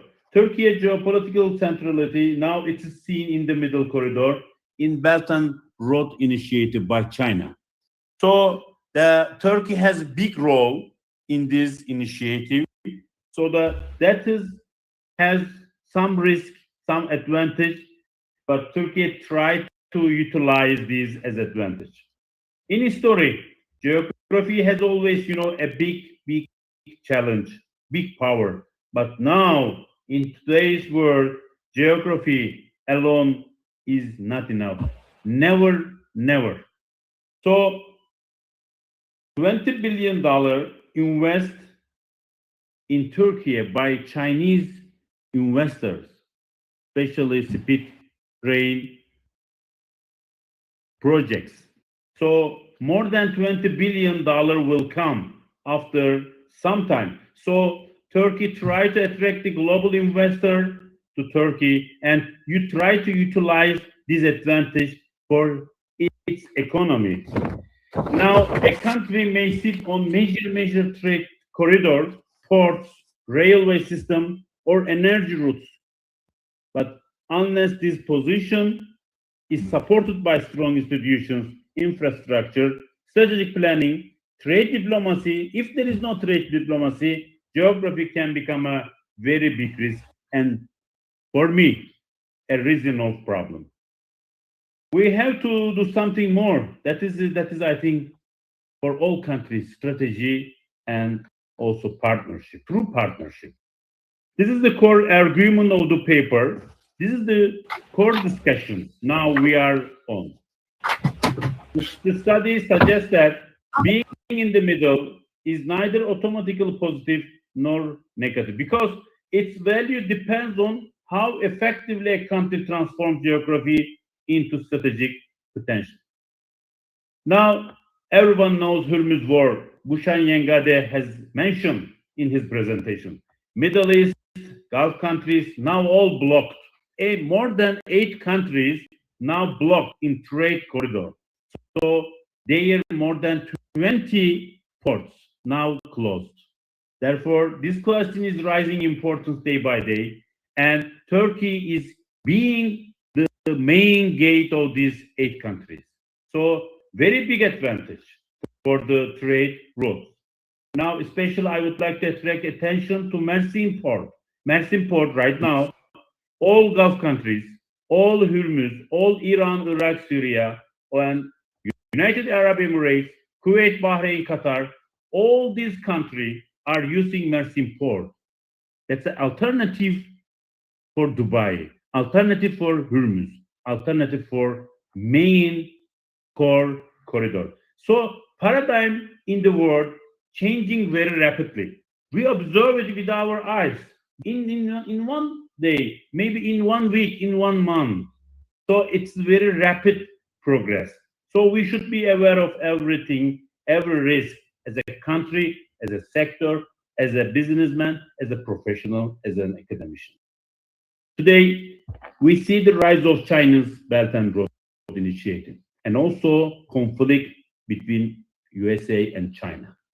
And the middle corridor, Turkey. Turkey is in the middle between 2 big powers.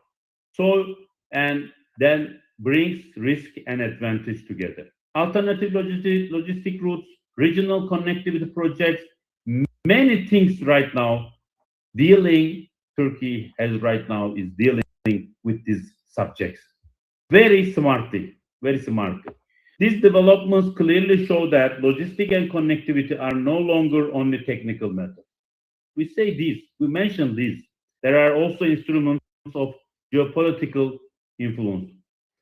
And under these circumstances, countries such as Turkey have a unique opportunity. That is very important. Turkey stands at the intersection of Asia, Europe, Middle East, Africa. That is a general, maybe brief information. But now we are living this information in our country.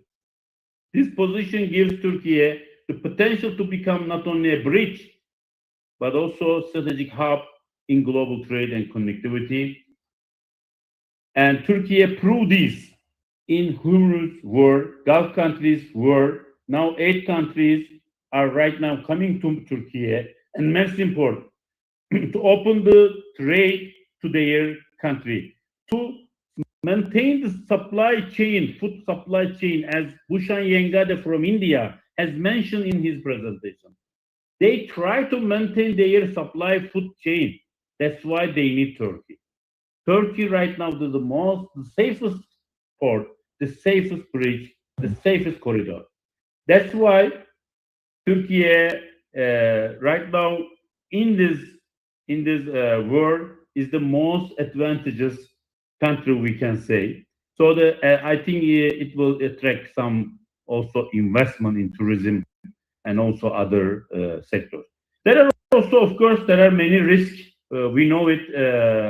That's not only a word, not a literature study case. There are many risks here, and this happens when especially all countries are right now they are unable to do something by themselves. They need each other. They need their true partnership. Therefore, the future of middle countries will depend not only on where they are located, but on how wisely strategically they manage their location.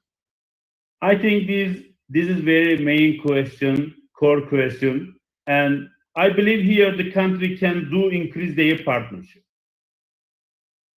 Merger acquisition, especially M&A in economics, a very big strategy for sustainable progress, sustainable export. Merger acquisition will be more in this region, in Turkey and also in Middle East. There will be many we will many listen. Just we will just hear many news about merger acquisition, and also this will can raise the trust of brand for the countries. Invest in strong infrastructure. Also maintain strategic autonomy. Autonomy means independence of economy. Future of the countries. A matter of very frankly national security issue. So these subjects are very important for government, for non-government institutions, academy, media, and also industry. So as a matter of this national security issue, we would like to say and emphasize here, geography, okay, may create opportunity, but strategy determines the destiny. So that is very important. So we need strategy. We don't trust our income, our economy. So we should focus on our strategy, because now we see in Europe and China and Chinese initiative from very difficult from region. Asia Pacific is very difficult, but now China is managing this with a good strategy. So cover all the world by the logistics union, the biggest union logistic. So that's why that is possible. When you have great strategy, so the power turn on you and your country. That is, I would like to emphasize here, strategy for the country, strategy for the sector, strategy for all academicians, for everyone in life is very important and getting day by day more important. Thank you very much for your time consideration and your kind attention. Thank you. Thank you very much, Professor Dönmez. This is also important issue. After Bhushan, you are in the same line, actually. And according to your abstract, also I have read it, and Turkey has a big advantage after this war and after this conflicts in between the countries, and we have to be assessed wisely these advantage as Turkey. Thank you very much. And Yes, Turkey is a smart choice for country. Smart choice, I know, Turkey. I know, and I hope that it will go on in the same line. Thank you very much. Dear Professor Sabri, Yes, I can hear you. I can hear you, but I have promised to Tunçman, Professor Tunçman. After Tunçman, you can make your presentation. Is it right, Professor Büyüksomer? okay, thank you so much. Thank you so much. Okay. Please stay here. And Professor Tunçman, are you here and ready? Yes, I am here. Can you hear me, Professor? Yes, we can hear you. Let me open your presentation Okay. file. Yes, Okay. you are here right now. And Professor Tunçman, transformation from traditional services to e-services, a holistic approach focused on digitalization, data analytics, and sustainability. Especially sustainability and data analytics, data sciences is a very important issue for coming area, for coming era. So the floor is yours, Professor Tunçman. Okay, first of all, I would like to express my thanks to our professors who prepared this innovation organization. Dear professors, the presentation I have prepared today describes the transition process to e-services. Today, digitalization is not only technological development process, but also strategic transformation that fundamentally changes understanding of service delivery. While traditional service models were built on structures depended on physical space, time, and human labor, rapid advancements, and information communication technology have enabled these structures to be replied by digital, accessible, and user-oriented services systems. The transitions from traditional service to e-service has been driven by rapid advances in digital technology, internet accessibility, and changing customer expectations. In the past, most services required physical interactions, paperwork, and face-to-face communication. Over time, business and governments began digitizing their operations to improve speed, efficiency, accessibility, and cost effectiveness. This transformation led to the rise of services such as online banking, e-commerce, government, telemedicine, online education, and digital customer support. Today, e-services have become an essential part of everyday life for both individuals and organizations. People can access services anytime and anywhere through smartphones, tablets, and computers. This has significantly increased convenience and reduced the need for physical offices and long waiting times. For example, online banking allows users to transfer money, pay bills, and apply for loan with minutes without visiting banking branch. Similarly, e-commerce platforms enable customers to compare products, read reviews, and shop globally from their homes. Uh, on and governments have also explained digital public services to government systems. Citizens can now pay tax, renew signs, access official documents, or book appointments online. In healthcare sectors, telemedicine and online appointment systems allow patients to communicate with doctors remotely. especially benefiting people in rural and business urban areas. Education has also changed dramatically with online learning platforms, virtual classrooms, and digital learning materials that supports flexible and remote education. Another important development today is use of artificial intelligence and automation in services. Many companies now AI provided chatbots and recommendation systems to improve customer experience. Streaming platforms suggested personalized content, online stores recommend products based on user behavior, um, behavior and one minute behavior.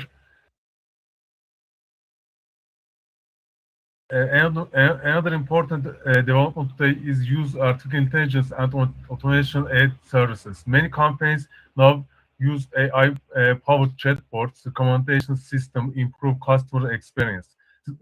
Streaming platforms suggest personalized content, online stores, recommended products based on user behavior, and customer service systems can solve problems automatically in real time. Business can also use cloud computing and big data analytics to better understand customer needs and provide faster, more efficient services. However, the widespread use of service creates new challenges. Cybersecurity threats, online fraud, and data privacy concerns have become major issues for companies, for governments. In addition, not everyone has equal access to digital technologies, creating a digital divide uh, between different social and economic groups. Despite these changes, e-services continue to grow rapidly and are becoming increasingly important in modern society. In future, e-services are expected to become far more advanced, intelligent, and interconnected than they are today. Artificial intelligence will likely automate many routine tasks completely, allowing services to respond instantly and more accurately to user needs. Virtual assistants may become capable on handling computer customer requests, appointments, managing finance, and even providing medical or legal guidance with minimal human involvement. Another important development will be growth of smart cities and digital governments. Public transformation, energy systems, traffic management, and emergency service may become fully integrated to digital networks or AI systems. Citizens could access nearly all government services a single digital platforms using secure digital identities and biometric audience methods such as physical recognition or fingerprints. Technologies such as blockchain may improve security and transparency in online transactions by reducing fraud and protecting personal information. At the same time, virtual reality and uh, A- AI AR could transform industries like education, tourism, healthcare, and retail by creating immersive digital experience. For example, students may attend virtual classrooms. They feel physical real, and customers may try products digitally before purchasing them online. Despite these exciting developments, future services will also bring a new social and ethical change. Governments and companies will need address concern related data privacy, cyber attacks, AI ethics, and the job displacement caused by automation. Ensuring equal access to digital technologies will remain critical to prevent deeper social inequalities. Overall, the future of service provides greater efficiency, convenience, and innovation, but it will also require careful management and ensure that technology benefits society as whole. Thank you all for listening, and I offer my respect. Finally, I would like to especially thank Professor Sabri Öz for his humanity, knowledge, and bringing us together here. Thank you very much for this kind of valuable presentation and valuable topic. Actually, as you have indicated, information is no longer the new value for our era, and what has become important is how to utilize that information, and the algorithm is very important in coming era. Thank you very much. And now I think who is next? Maybe Professor Büyük Somer. Yes. Professor Büyük Somer, can you hear me? Yes, I can hear you. Can you hear me right now? Wonderful, wonderful.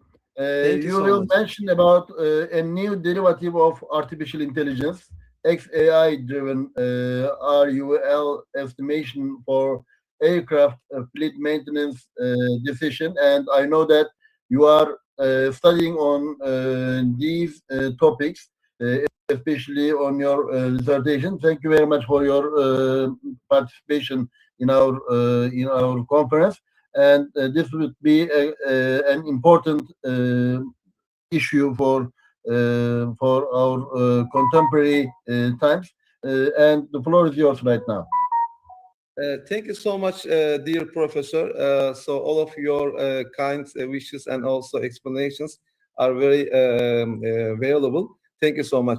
First of all, I would like to express my sincere gratitude to Professor Sabri Öz for his invaluable guidance, support, and to end organization. Also, I want to thank the chair and the organization committee of the International Spring Conferences for bringing us together today under such a meaningful theme.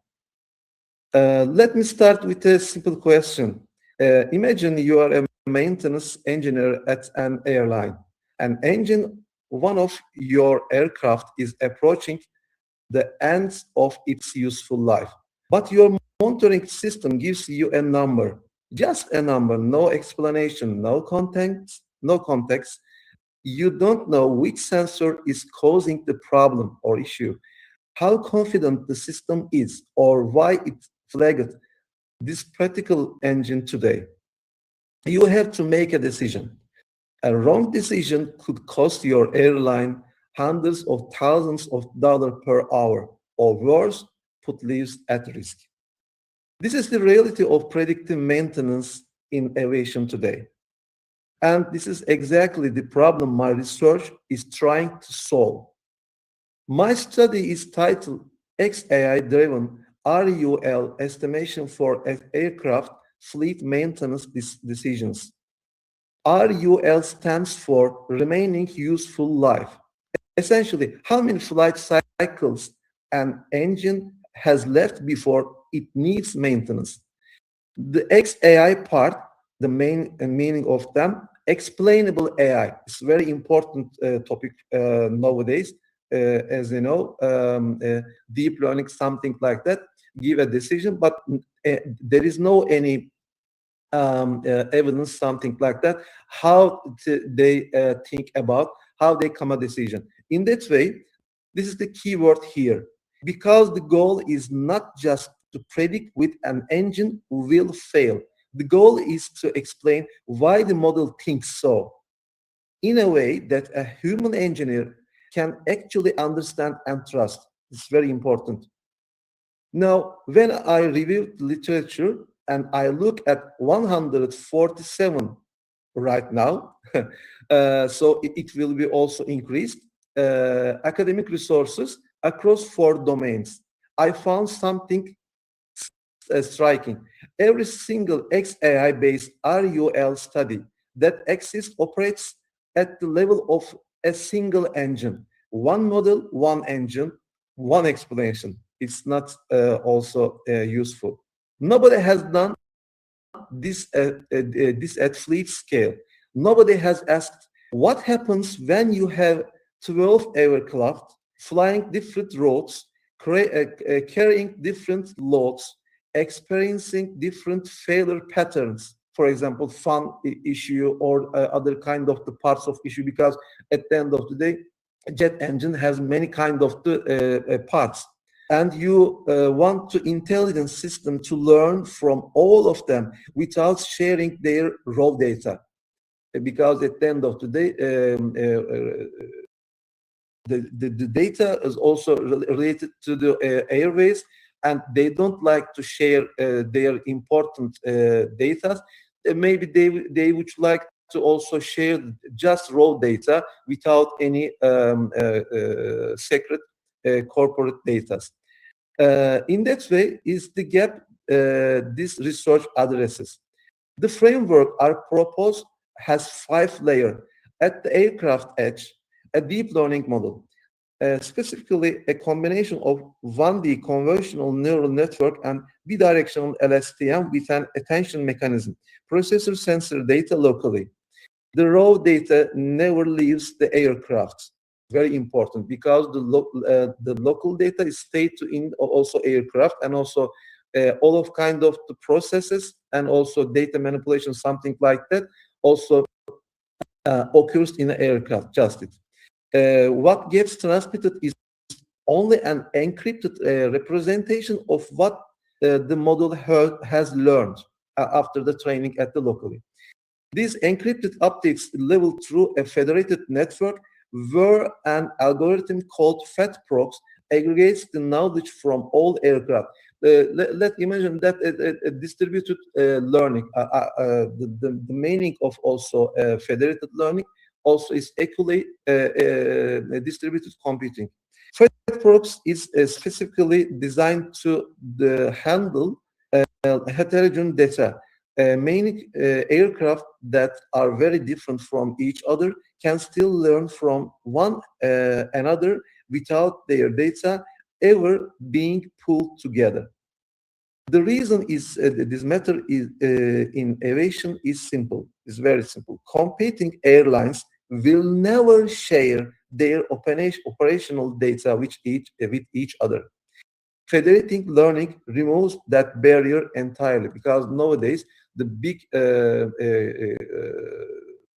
companies like Airbus or other kind of airways, they don't like to share their data to smallest one. I mean the aircraft companies.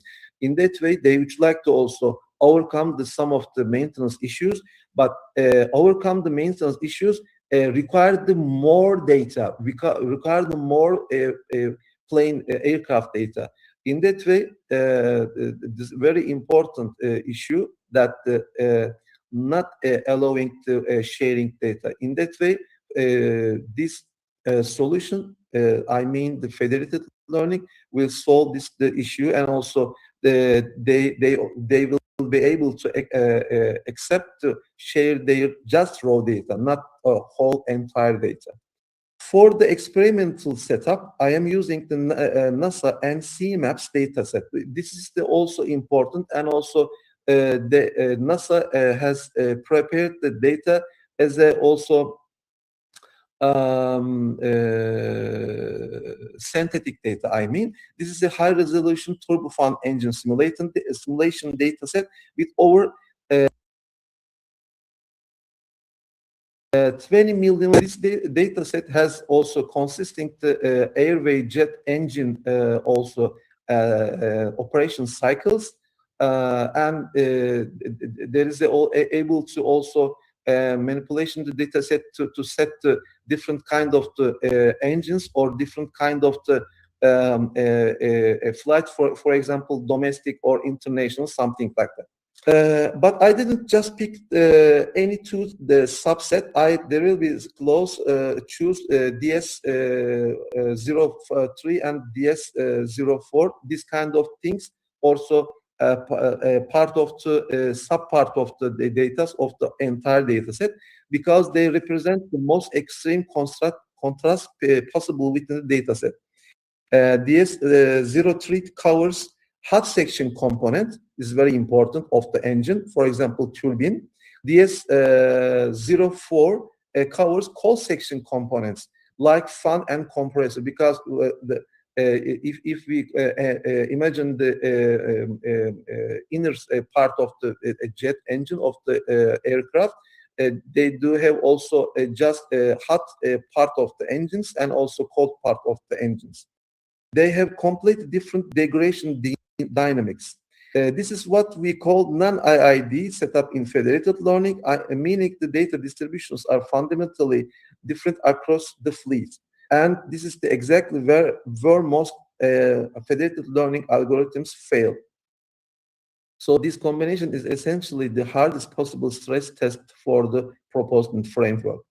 Now, the part of this research, and I am most excited about, I call it the blind spot test.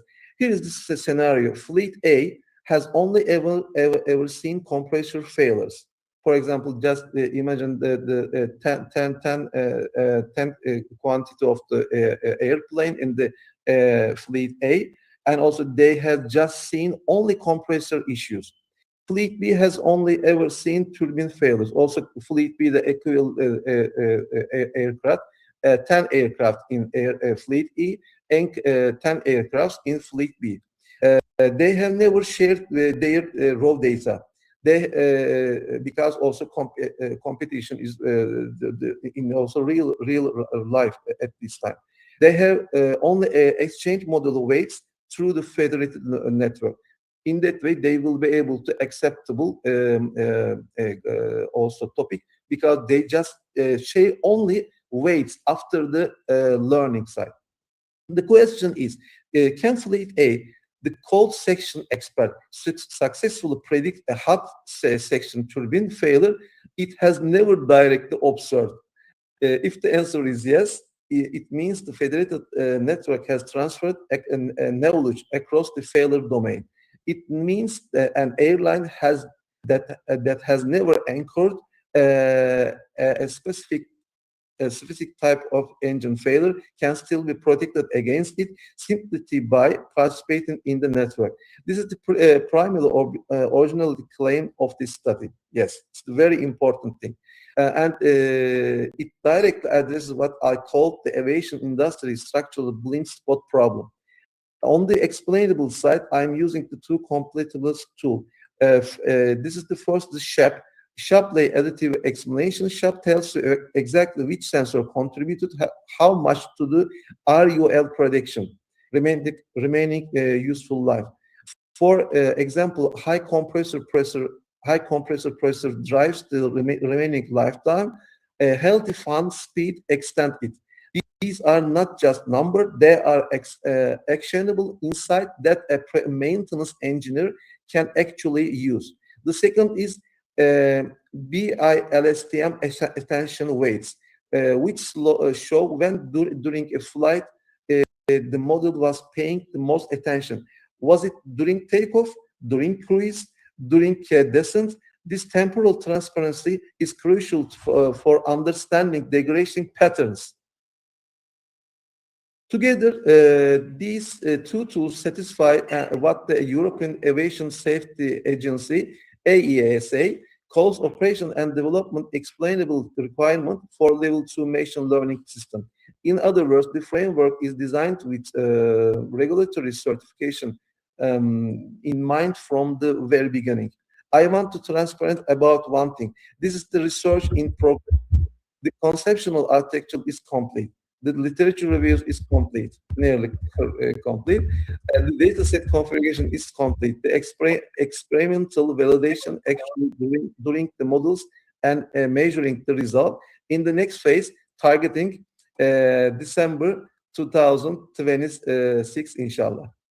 So what I am representing today, this is the why, the what, and the how it of this framework built on a foundation of 146 from now on peer-reviewed resources and two prior graduate. This is in federated learning and predictive maintenance.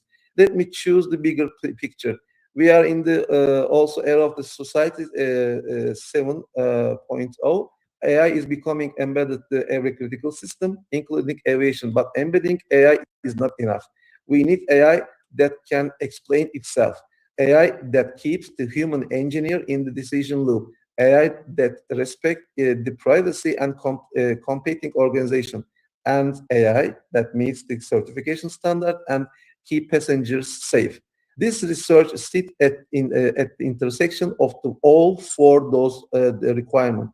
It's not just about the predicting with an engine will fail. It's about making that prediction trustworthy, transparent, and usable at the fleet scale, across organization boundaries, and in compliance with the international aviation regulations. Thank you so much for your attention, and also I'm happy discuss and any aspect for this work together. Thank you so much also all organization committee and also dear Professor Sabri. Again, thank you so much. Okay, well done. Thank you very much. Applause. Now,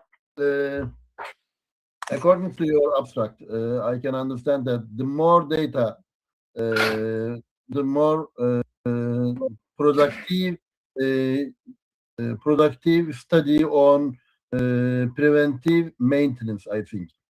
So it is very crucial for preventive maintenance, the data sets, but there is a huge competition in between the aviation companies, business, and so Exactly. there may be a trade-off, I think. Am I right? There may be Yes, a concept, exactly.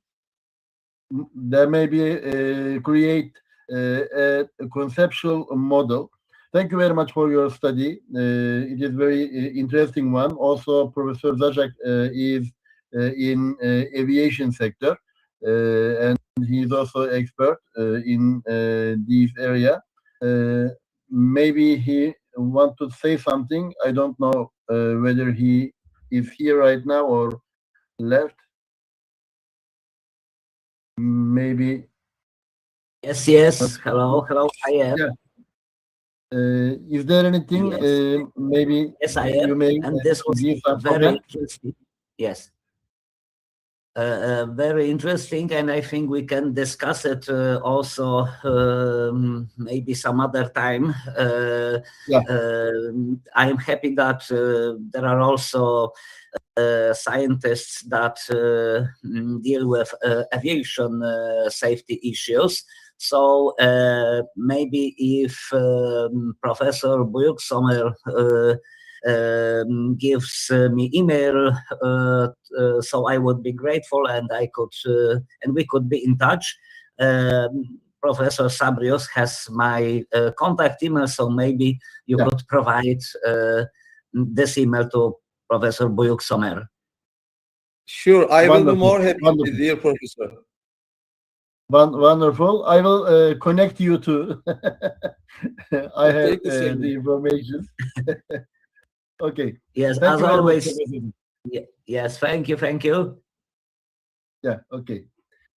And probably they have new project. Maybe you can do together, and you may cooperate. Thank you very much. And now we can jump to another. Once more, let me ask whether Professor Joseph or Sijuola is here. Last call for Professor Joseph. Maybe he may not connect it. Okay.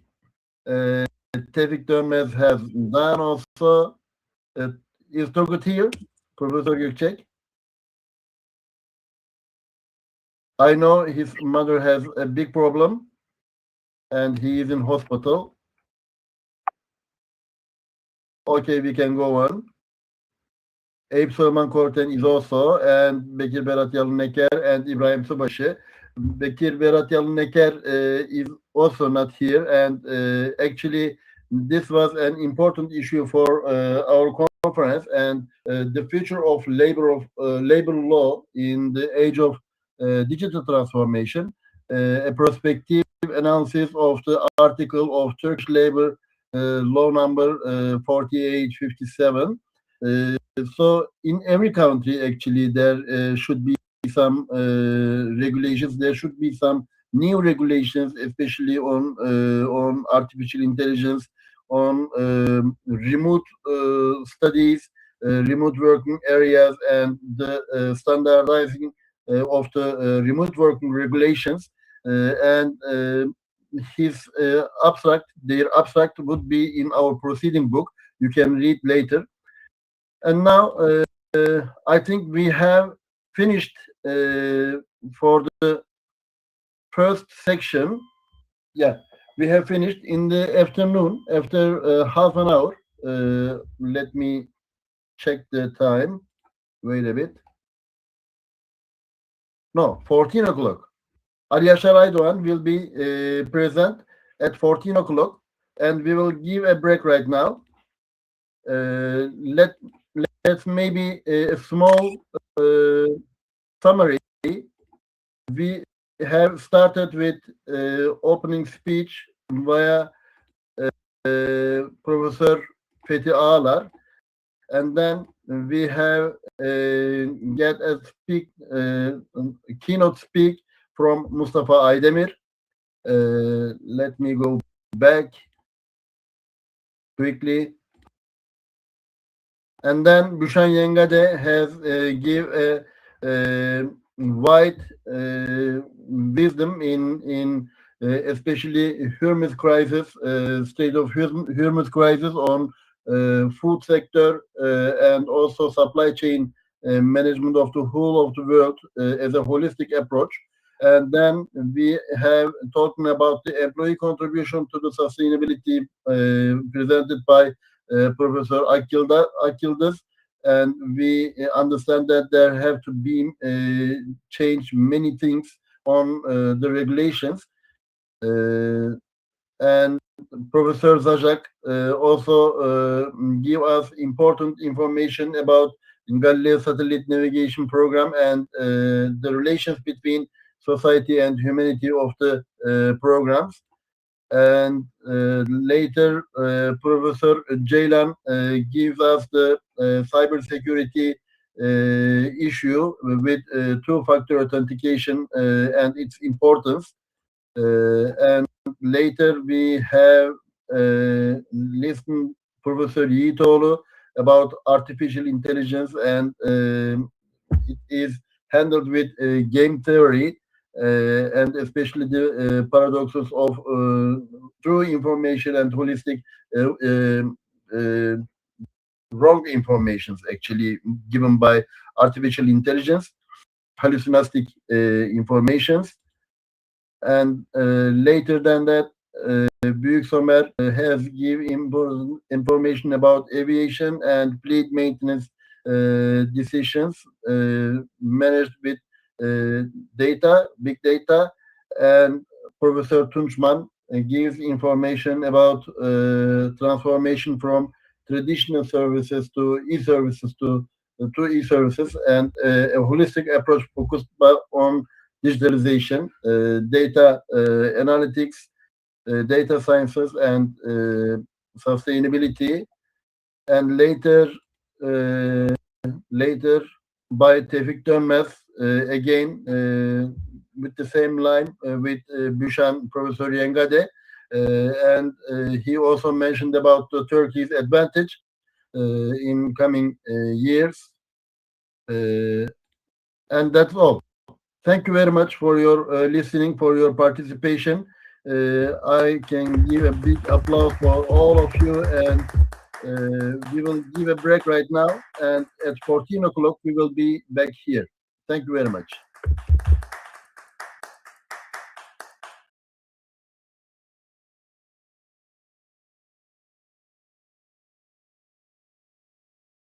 Yes, Professor Zajak has written something. The use of XAI in aircraft maintenance seems very promising, particularly because explanatory and transparency are crucial in aviation safety and operational decision making. Yeah, thank you very much for your comment. Yes, yes, a short comment. I'm sorry. Thank you very much. Thank you very much. Okay, sonra This görüşürüz. sonra as I have mentioned, you are not from Poland. You are from Istanbul. Evet, evet. Sonra görüşürüz. See you later. Tamam, tamam. Tamam. İnşallah. Okay. Take care. Saat 14'te Ali Yaşar Aydoğan'la devam ediyoruz arkadaşlar.